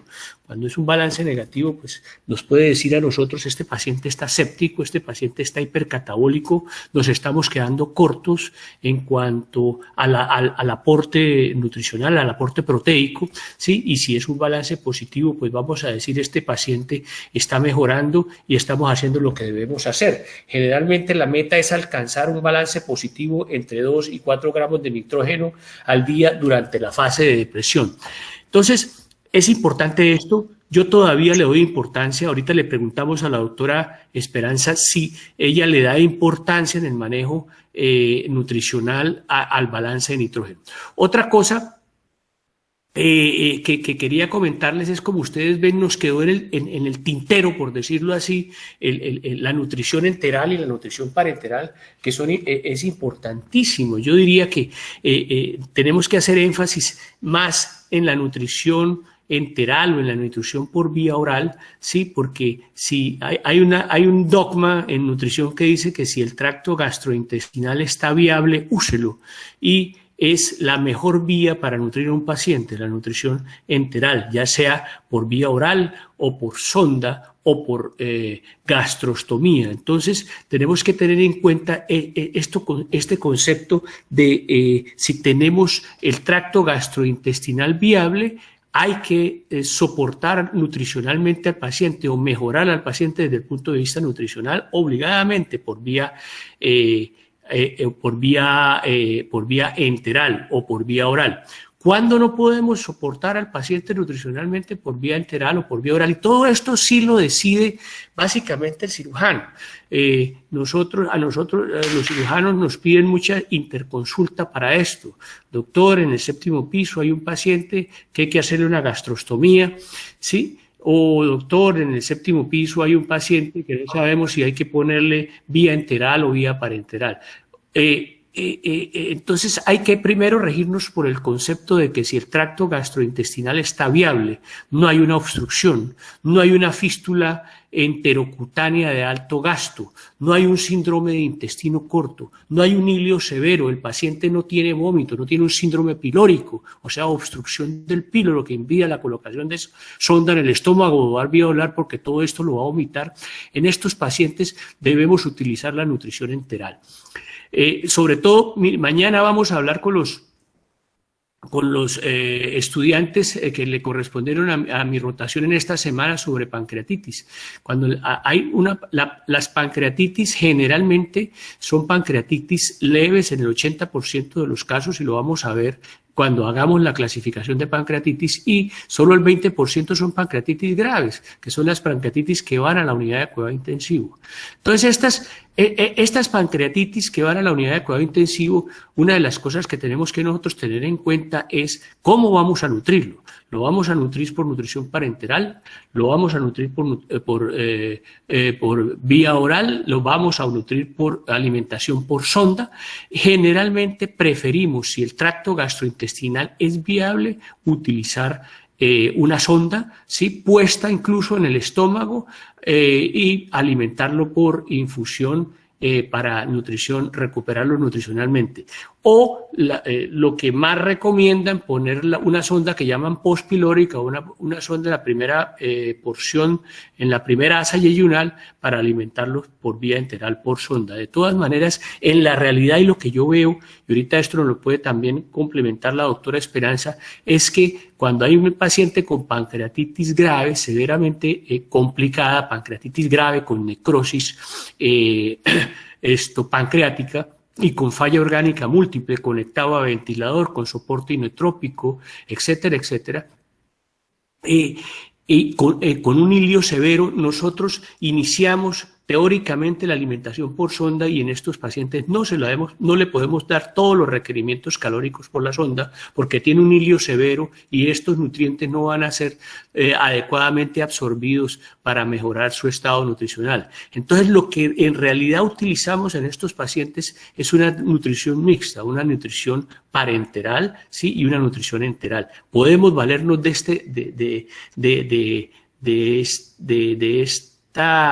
esta idea para manejar el paciente, utilizar nutrición mixta cuando hay ilio prolongado en las pancreatitis severas. Y una vez el paciente vaya mejorando el ilio, el abdomen se vaya excavando, por decirlo así, podemos entonces ir bajando la nutrición enteral a la nutrición parenteral e ir aumentando los requerimientos calóricos por la nutrición enteral por sonda. Entonces, lo que yo quiero hacer énfasis es en que la nutrición enteral o la vía oral, diría yo que es la principal vía para nosotros nutrir nuestros pacientes, acordándonos del dogma de que si usted tiene un tracto gastrointestinal viable, hay que usarlo. Entre otras y muchas cosas, porque cuando usted usa la nutrición parenteral, nosotros vamos a producir una atrofia de la mucosa de la vellosidad intestinal, y esta atrofia de la vellosidad intestinal nos puede llevar a problemas como fenómenos, por ejemplo, de la translocación bacterial y aumento de la sepsis. Por eso es importante. Por eso es importante tener en cuenta como primera instancia la nutrición enteral. Entonces, la primera pregunta que yo le hago a la doctora Esperanza. Doctora Esperanza, ¿qué opina usted del balance de nitrógeno en la valoración nutricional o ya no se usa?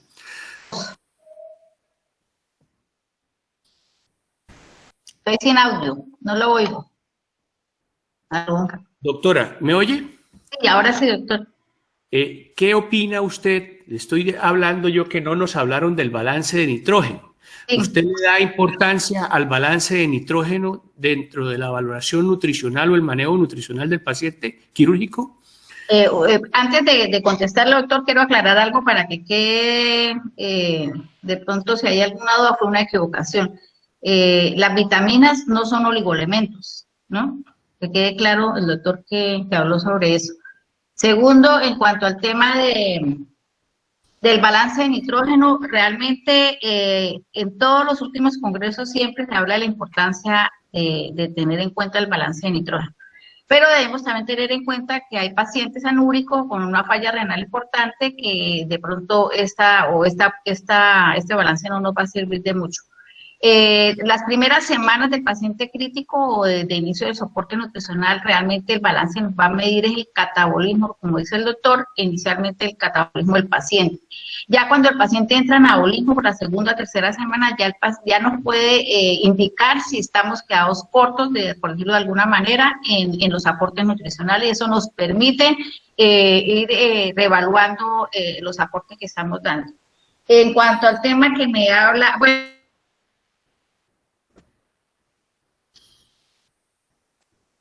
aló, doctora Esperanza, se le fue el audio. Se le fue el audio por un momento, Esperanza. Bueno, es importante, le dieron mucha importancia realmente al síndrome de realimentación. Evidentemente la tiene, es una entidad poco reconocida. Es necesario poderla detectar y poderla recuperar todos esos micronutrientes que forman parte de ese síndrome. Pueden ocasionar el síndrome, pero hay algo que también es relevante, sí lo nombró al final, debía nombrarlo más al principio, que es la tiamina. Las reservas nuestras en nuestro organismo son más o menos de 18 días de tiamina, y acuérdense que hay pacientes que vienen con un déficit o con un aporte nutricional muy deficiente, entonces es necesario monitorizar la tiamina porque esa forma parte de, bueno, del metabolismo directamente de la glucosa. Acuérdense que para que esa glucosa entre al ciclo de Krebs, para entrar al ciclo de Krebs hay una enzima o hay un complejo enzimático. Se dice que es un complejo enzimático porque está formado por 3 enzimas y 5 coenzimas. Esas 3 enzimas son el apiruvato deshidrogenasa, la dihidrolipoil deshidrogenasa y la dehidrolipoil transetilasa. Pero también está formado por 5 coenzimas, y esas 5 coenzimas son cofactores o la parte aproteica de la enzima, y ahí está un punto importante que es la tiamina. Entonces es importante tener en cuenta recuperar ese aporte de tiamina, y para que pues, esa glucosa pueda entrar al ciclo de Krebs y finalmente producir lo que llamamos la moneda energética, el ATP. ¿Listo? Entonces no olvidarnos que la tiamina también es tan importante como el resto del magnesio y los demás micronutrientes. Y las vitaminas no son oligoelementos. Los oligoelementos son el zinc, el hierro, el cobre y demás. En cuanto a la pancreatitis, esta entidad clínica realmente catastrófica, si suena, no sé si sea el término correcto, pero hemos visto pacientes afortunadamente creo que el doctor no me deja mentir, últimamente no nos ha llegado ese tipo de pancreatitis, pero en una época sí las tuvimos, y graves, aquellos pacientes con necrosis que debían ser llevados a lavados quirúrgicos. En esa época, o siempre se habla del soporte nutricional en esta entidad clínica. Se decía que no era lo mismo, o era nutrir, era la pregunta. ¿Nutrir a estómago o nutrir a intestino? Cuando decimos sonda avanzada, el doctor hizo claridad sobre esto, es distal al ángulo de Grace, porque en el duodeno no se va a comportar igual que en la primera porción del yeyuno. Entonces debemos avanzar la sonda distal al ángulo de 3. Entonces la premisa era o estómago o sonda avanzada. Al principio decían que sonda avanzada porque de pronto estábamos no teniendo en cuenta la fase cefálica, una parte importante de la alimentación, del metabolismo, de la absorción de los alimentos, pero no, eso afortunadamente está claro que uno oye el carrito de la comida o le da olor al pollo o cierra los ojos y se imagina un pollo dando vueltas, inmediatamente ahí empieza la secreción de muchas enzimas y hormonas que hace que no nos corta, digamos, esa parte cefálica. La premisa de lo que dice el doctor es cierto, si el tracto gastrointestinal funciona, hay que utilizarlo por todos los beneficios más fisiológicos, todos los beneficios que tiene el utilizar el estómago, la atrofia, la microbiosidad, la translactación bacteriana, entre otras. Es importante nutrir y nutrir el estómago. Finalmente nosotros, primero pues obviamente la boca, si por algún motivo no podemos, entonces ya pensar en la sonda, ya sea una sonda o simplemente una ostomía. Va a depender del tiempo de duración en que nosotros creemos que el paciente va a poder comer nuevamente. Pacientes de compromisos neurológicos, nosotros creemos que va a demorar más de 4 a 6 semanas y es necesario pues poner una ostomía, una gastrostomía, su efecto porque va a producir laceraciones y otra cantidad de complicaciones en una sonda con mucho tiempo. Entonces, la pregunta eso que el doctor hacía, si se debe nutrir con nutrición enteral o nutrición parenteral, entonces eso va a depender del estado metabólico y el momento de la enfermedad. Sí, aquellos pacientes que su compromiso, ahora, la nutrición mixta está avalada por todas las entidades, obviamente como primera opción, la nutrición enteral. No solamente por el tema de la atrofia, sino algo que hemos visto muy frecuentemente, recurrentemente en nuestro hospital, que es bacteremias por catéter. Los catéteres realmente mal cuidados porque desafortunadamente tenemos un grupo de soporte metabólico nutricional donde la enfermera es la encargada del cuidado de esos catéteres. Hemos tenido pacientes que pensamos están dándole un beneficio y terminan en una unidad de cuidados intensivos por una bacteremia por catéter. Entonces, también es otra de las complicaciones importantes a tener en cuenta, aparte de la parte de lo que el doctor nos hablaba, de lo que pasa cuando no se usa el tracto digestivo. Entonces, dependiendo del estado de la enfermedad, podemos utilizar la nutrición mixta o, en su efecto, en algunos casos, ya muy complicados, se utiliza la nutrición parenteral, teniendo en cuenta, pues, todos los beneficios que puede tener, pero si de hecho ha salvado vidas, también una nutrición mal desde un principio mal ordenada, mal formulada, mal preparada puede ocasionar, o mal cuidado un catéter puede ocasionar desenlaces fatales o deletéreos en nuestros pacientes. Entonces, eso, como todos los momentos, en todos los pacientes, la cosa es tomar una decisión en equipo, tener el grupo interdisciplinario donde todos vamos a apoyar. Inclusive hay algo muy importante que no podemos olvidar, ustedes como médicos en formación deben tener en cuenta, es el aporte o el apoyo de la terapeuta para el manejo de aquellos pacientes que están, sobre todo pacientes críticos o pacientes que, como en algunos casos en nuestro piso de cirugía, con mucho tiempo estar acostados, dice la literatura, después de 6 horas de yacer acostado, ya el paciente empieza a presentar cambios metabólicos importantes, pérdida de la albúmina o de edemas. Entonces necesitamos mover ese músculo para que esa proteína que nosotros le estamos aportando al paciente con otro principio pueda ser realmente utilizada como debe ser. Pero si usted le da mucha proteína al paciente, el paciente está quieto, no va a haber un anabolismo y no va a haber la importancia que requiere esa proteína en el organismo. Entonces debemos trabajar de la mano con todo el equipo interdisciplinario, todos formamos parte importante de ese equipo y inclusive, por supuesto, los químicos, los QF, aquellos que son clínicos, que nos apoyan en las rutas médicas y nos permiten evaluar en un momento cualquier reacción adversa frente a algún medicamento. Entonces, creo que eso era lo que quería aclararles. No sé si tengan alguna otra pregunta. Ok, yo quiero aclarar una cosa antes de pasar a las preguntas, porque creo que de golpe sí habrán preguntas de Esperanza para usted o para mí o para los expositores. Usted dice algo muy importante y es muy cierto. ¿Cuándo alimentar por sonda y cuándo alimentar por sonda de gastrostomía? O sea, ¿cuándo alimentar por gastrostomía o cuándo alimentar por sonda?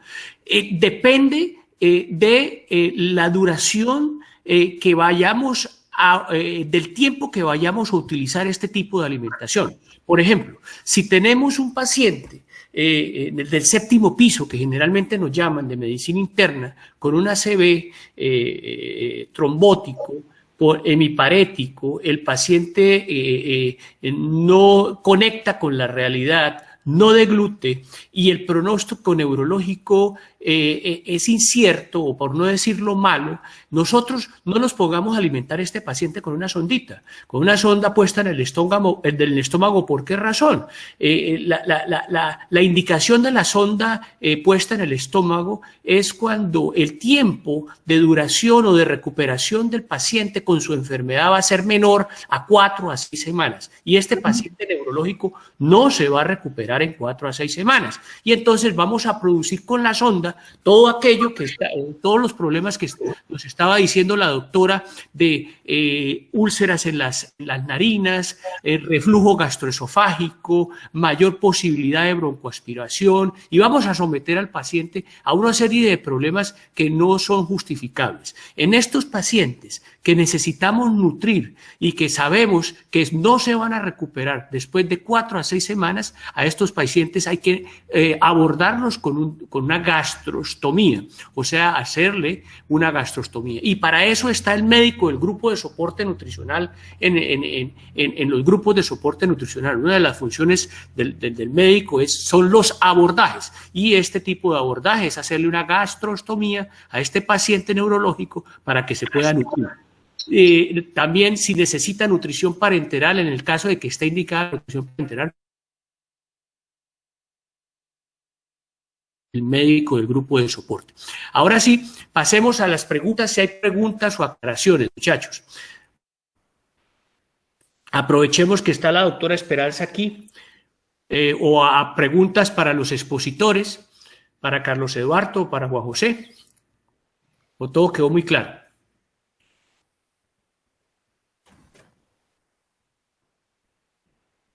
Bueno, Esperanza, ¿quiere hacer algún comentario final?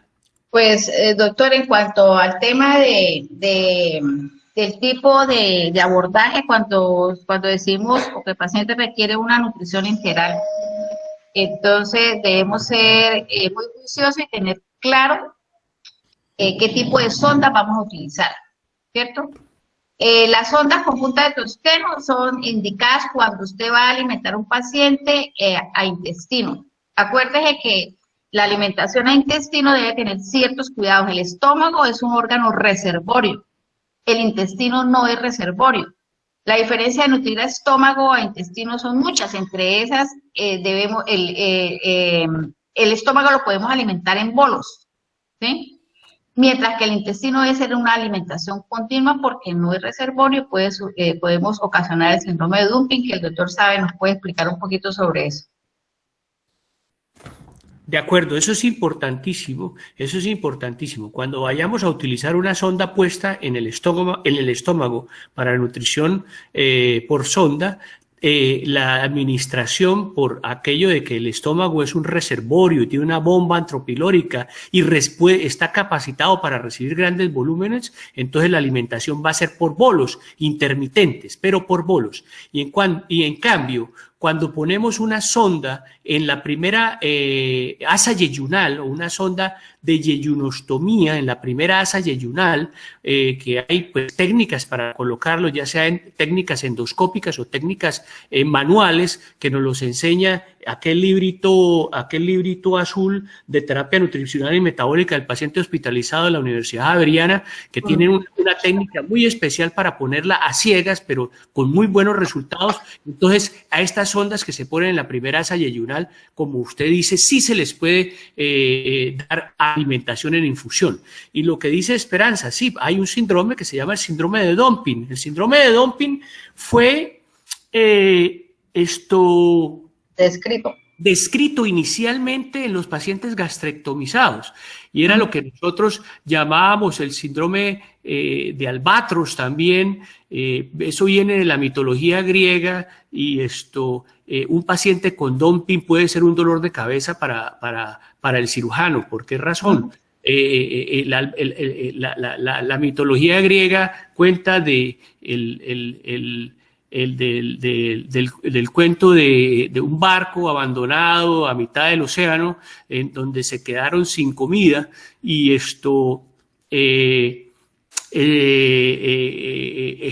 todos los días pasaba un ave, un albatros, sobre el barco, y el capitán les decía que estaba prohibido, a pesar de que se estaba muriendo de hambre, que cazar el albatros y comérselo, y en algún momento un marino vio el albatros y estaba muerto de hambre, lo mató y se lo comió, y cuenta la historia que el marino que se comió el albatros toda la vida debió soportar el albatros necrótico, podridos en su espalda, con sus malos olores, como castigo por habérselo comido. ¿Eso qué quiere decir? Que un dumping puede ser un problema para el cirujano durante toda la vida, y se puede uno ganar todo el paciente toda la vida. Y esto lo describían inicialmente con el síndrome de Albatros. ¿Y en qué consistía el síndrome de Albatros? Simplemente en el dumping. En los pacientes gastrectomizados, este quimo ácido que llega al estómago con alta carga y osmolaridad aumentada produce una serie de síntomas neurológicos en el paciente. Cuando llega al pouch o a la bolsa gástrica o al estómago residual y pasa a través a la primera asa yeyunal, al recibir esta concentración elevada en osmolaridad, se produce en el paciente una serie de síntomas neurológicos como mareos, taquicardia, sudoración profusa, hipotensión, y este paciente es muy difícil de tratar. Esto es lo que se llama el síndrome de dumping, que puede ocasionar una alimentación como usted lo describe, Esperanza. Bueno, doctor, usted hablaba para terminar un poquito con el tema de las sondas. Acuérdese que la inserción a ciegas de esos tubos de alimentación no es un procedimiento completamente benigno ni libre de cualquier problema. Encontré en alguna estadística que dice que la incidencia de desplazamiento inadvertido a la vía aérea es alarmante. 3 de cada 100 pacientes, es decir, un 40% de ellos tuvieron neumotoras, más o menos 1.2%, y 4 pacientes murieron por esta complicación. Sí, y una muerte cada 3 meses en un hospital de atención terciaria como resultado directo de un procedimiento que realmente es considerado sencillo y rutinario. Por lo tanto, desde que tengamos la posibilidad de ponerlo con fluoroscopio, generalmente las sondas avanzadas, es mejor hacerlo, y después de pasar la sonda, tomar la placa de tórax para poder tener seguridad frente a que esté bien puesta la sonda, porque creemos que es algo muy sencillo, pero puede ocasionarnos graves problemas en los pacientes. Lo otro importante es la calidad de el material de las ondas. Evitar utilizar las ondas que utilizamos para sondas urinarias, ¿cómo se llaman esas? Las ondas Las sondas vesicales. Foley, que obstruyen de Foley. Ajá, Sí. y obstruyen el intestino y aumentan la peristalsis y hace que se arrastre la sonda. Entonces tenemos que saber qué tipo de sondas utilizar. Las ondas con punta de tosteno, justamente el peso de tosteno lo que hace es ayudar a desplazar la sonda. Entonces, si usted va a alimentar al estómago, no necesariamente requiere una sonda tan sofisticada y con alto costo. Entonces, es necesario saber elegir qué tipo de sonda vamos a utilizar y dónde vamos a poner la sonda. Otra cosa importante que no se ha tocado, pero que es importante tomar decisiones frente a un paciente que está hemodinámicamente inestable. Primero hay que estabilizar al paciente, porque acuérdense que hace mucho tiempo decían que el intestino es un órgano canario, lo comparaban como en la comparación que hizo ahorita el doctor del Barco, me acordé del órgano canario. Los mineros entraban a las minas con un pájaro, con un canario, y cuando ellos percibían el exceso de gases, el canario fallecía, y entonces el minero podía salir de la mina. Entonces, así lo relaciona, porque es el primero en percibir y el último en recuperarse. Entonces, pendiente frente a este tema, paciente recuperado se puede iniciar después de la rehabilitación del paciente en su hemodinamia, para poder iniciar el soporte nutricional, porque si no, de lo contrario, podríamos estar produciendo una necrosis mesentérica. Y también la conducta frente al paciente, que muchas veces nos encontramos en ese dilema paciente. Desafortunadamente tenemos un comité de ética para tomar esa decisión en conjunto, porque a veces, hoy en día, como dice el doctor, le he aprendido mucho a mi profesor, que es el doctor Conde, que la medicina hoy en día es defensiva más que curativa. Entonces tenemos que estar muy juiciosos cuando se toman decisiones, y cuando se toman en comité, pues la culpa es de todos, ¿no? Entonces, tener en cuenta si realmente tenemos algún beneficio, costo-beneficio en un paciente que sabemos que no tiene un buen pronóstico. Entonces, debemos desafortunadamente a veces tomar decisiones que desde el punto de vista ético o emocional, pues terminamos también nosotros afectados frente a eso. Entonces, creo que esos eran punticos que no podemos dejar pasar por alto. Muy bien, Esperanza. Yo quisiera por último, ya que usted comentó lo de las ondas, y estamos con estudiantes, quisiera recordar la técnica que se usa para colocar una sonda nasogástrica. Entonces, lo primero es medir la distancia entre el lóbulo de la oreja y la punta de la nariz. Luego otra distancia que va entre la punta de la nariz y el apéndice sifoides, y esa es la distancia que nos dice que la sonda está en el estómago. Si vamos a dejarla en el estómago, ahí medimos, hasta ahí hacemos una marca y hasta ahí pasamos la sonda. La sonda se pasa con el paciente completamente sentado, ¿sí? Le dice al paciente que trague, pase saliva. Podemos utilizar anestésico local en aerosol, la silocaína que viene en aerosol, para dormir un poquito el velo del paladar y de esta manera facilitar un poco el paso de la sonda y no molestar tanto al paciente, y de acuerdo cuando ya esté en la medida del estómago, ahí dejarla. E importantísimo es siempre asegurarse que la sonda está en el estómago. ¿Cómo? Porque aquí la doctora estaba hablando de sondas puestas en la vía aérea. Si nosotros dejamos la sonda y no hacemos prueba en el estómago de que la sonda está en el estómago, por ejemplo, una prueba, inyectar 20 centímetros cúbicos de aire en el extremo proximal de la sonda y con un fonendoscopio oír el estómago a ver si el aire que llega al estómago suena, generará un ruido, unas burbujas que generan un ruido, entonces estar seguros de que la sonda está en el estómago. La otra posibilidad es hacer una radiografía de tórax y abdomen superior para cerciorarse de que la sonda esté en el estómago antes de iniciar la nutrición enteral por sonda. Si queremos colocar la sonda en la primera asa yeyunal, la técnica que se utiliza en la Universidad Javeriana y que nos las enseñó Esperanza conoce, el doctor Saúl Rugeles y el doctor Gabriel Gómez, que está en el librito, en el famoso libro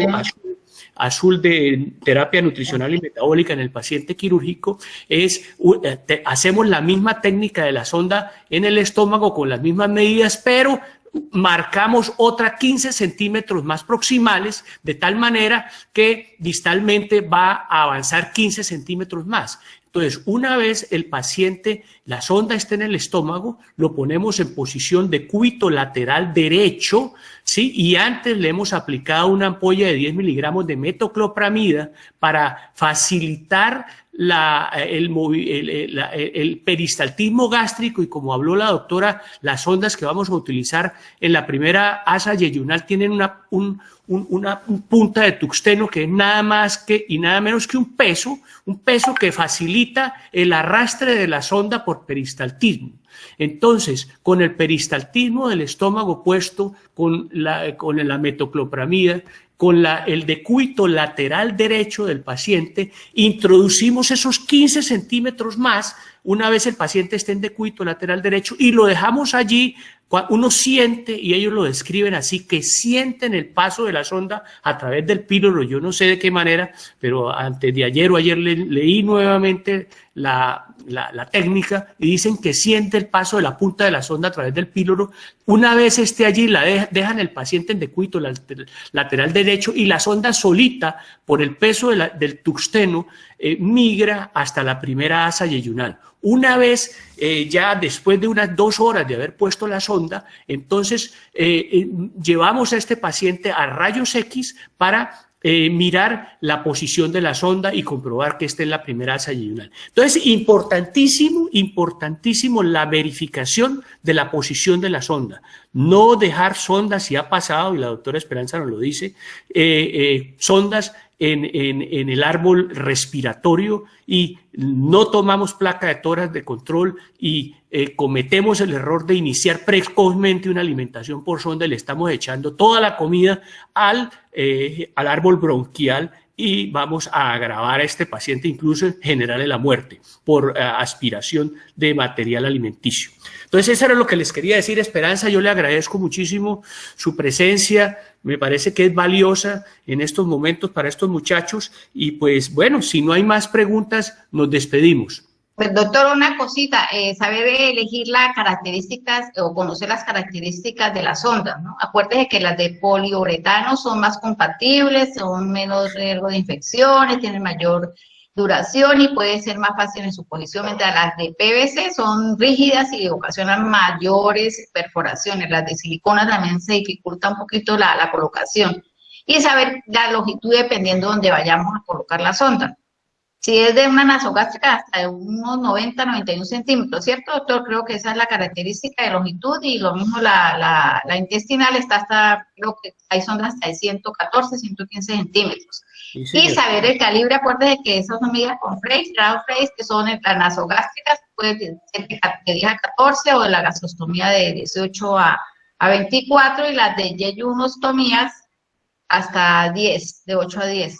Y hay otro puntico que a veces deben tener claridad, pero yo creo que cuando revises, es que este tema, bueno, finalmente es a lo que me he dedicado durante toda mi vida, ¿no? Para mí es muy apasionante y hay muchas cosas que tocar, pero no nos olvidemos algo importantísimo. Si ya leyeron el protocolo GERAS, acuérdense que no siempre un tema de hoy que se pregunta a todo el mundo es necesario que haya contractibilidad o sonidos intestinales o flatos o peitos, como decimos nosotros, antes de iniciar la nutrición enteral en un paciente críticamente enfermo. Es una pregunta de un consenso de expertos y ellos dicen, basando en el consenso, no debe requerirse signos evidentes de contractilidad antes del inicio de la nutrición. Acuérdense que la inhibición de la motilidad del intestino delgado habitualmente es transitoria, ¿no?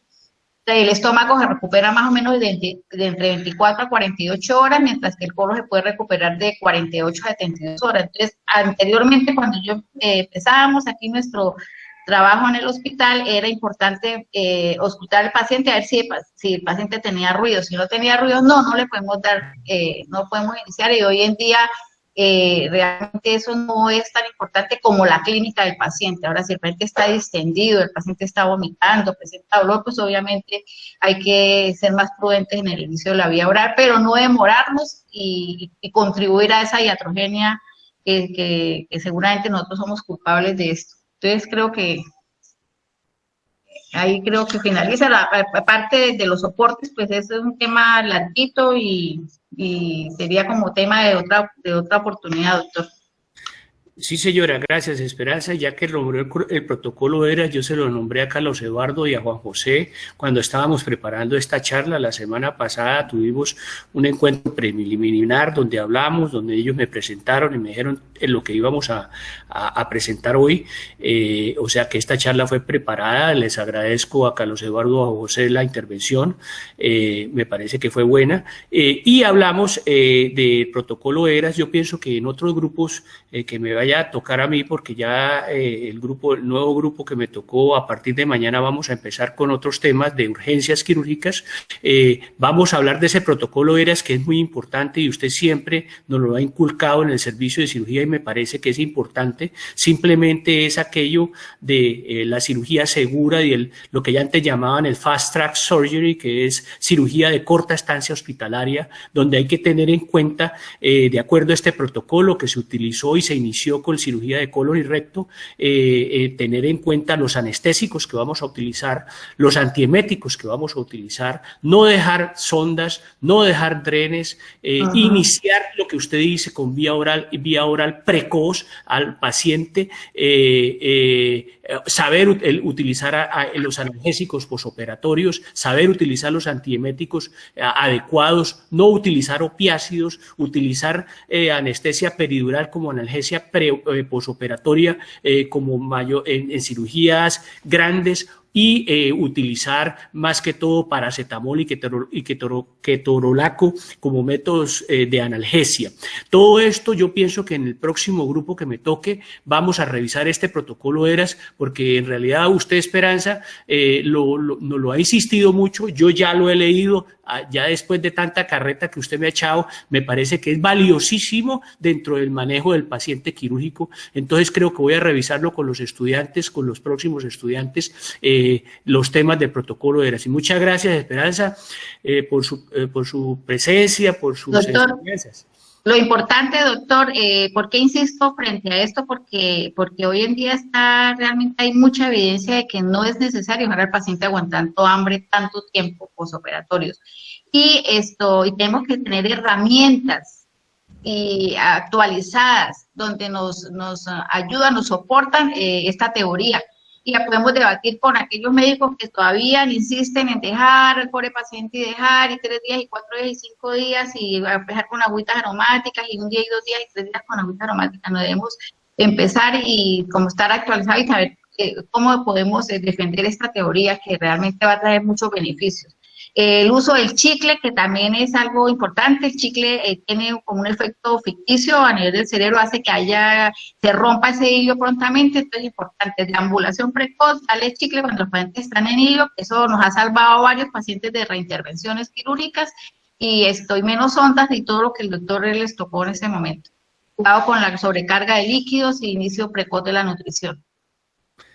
Bueno, muchas gracias, muchachos. Bueno, hemos terminado, yo pienso que por hoy, 2 horas casi. Es un tema largo, fíjese que nos quedó en el tintero la nutrición. Bueno, hablamos algo de nutrición enteral, nos quedó el tema de nutrición parenteral, que si ustedes quieren lo pueden pedir y lo podemos hacer en otra clase. Entonces, muchas gracias por la atención y nos estamos viendo. Hasta luego. Gracias, doctor. Hasta luego.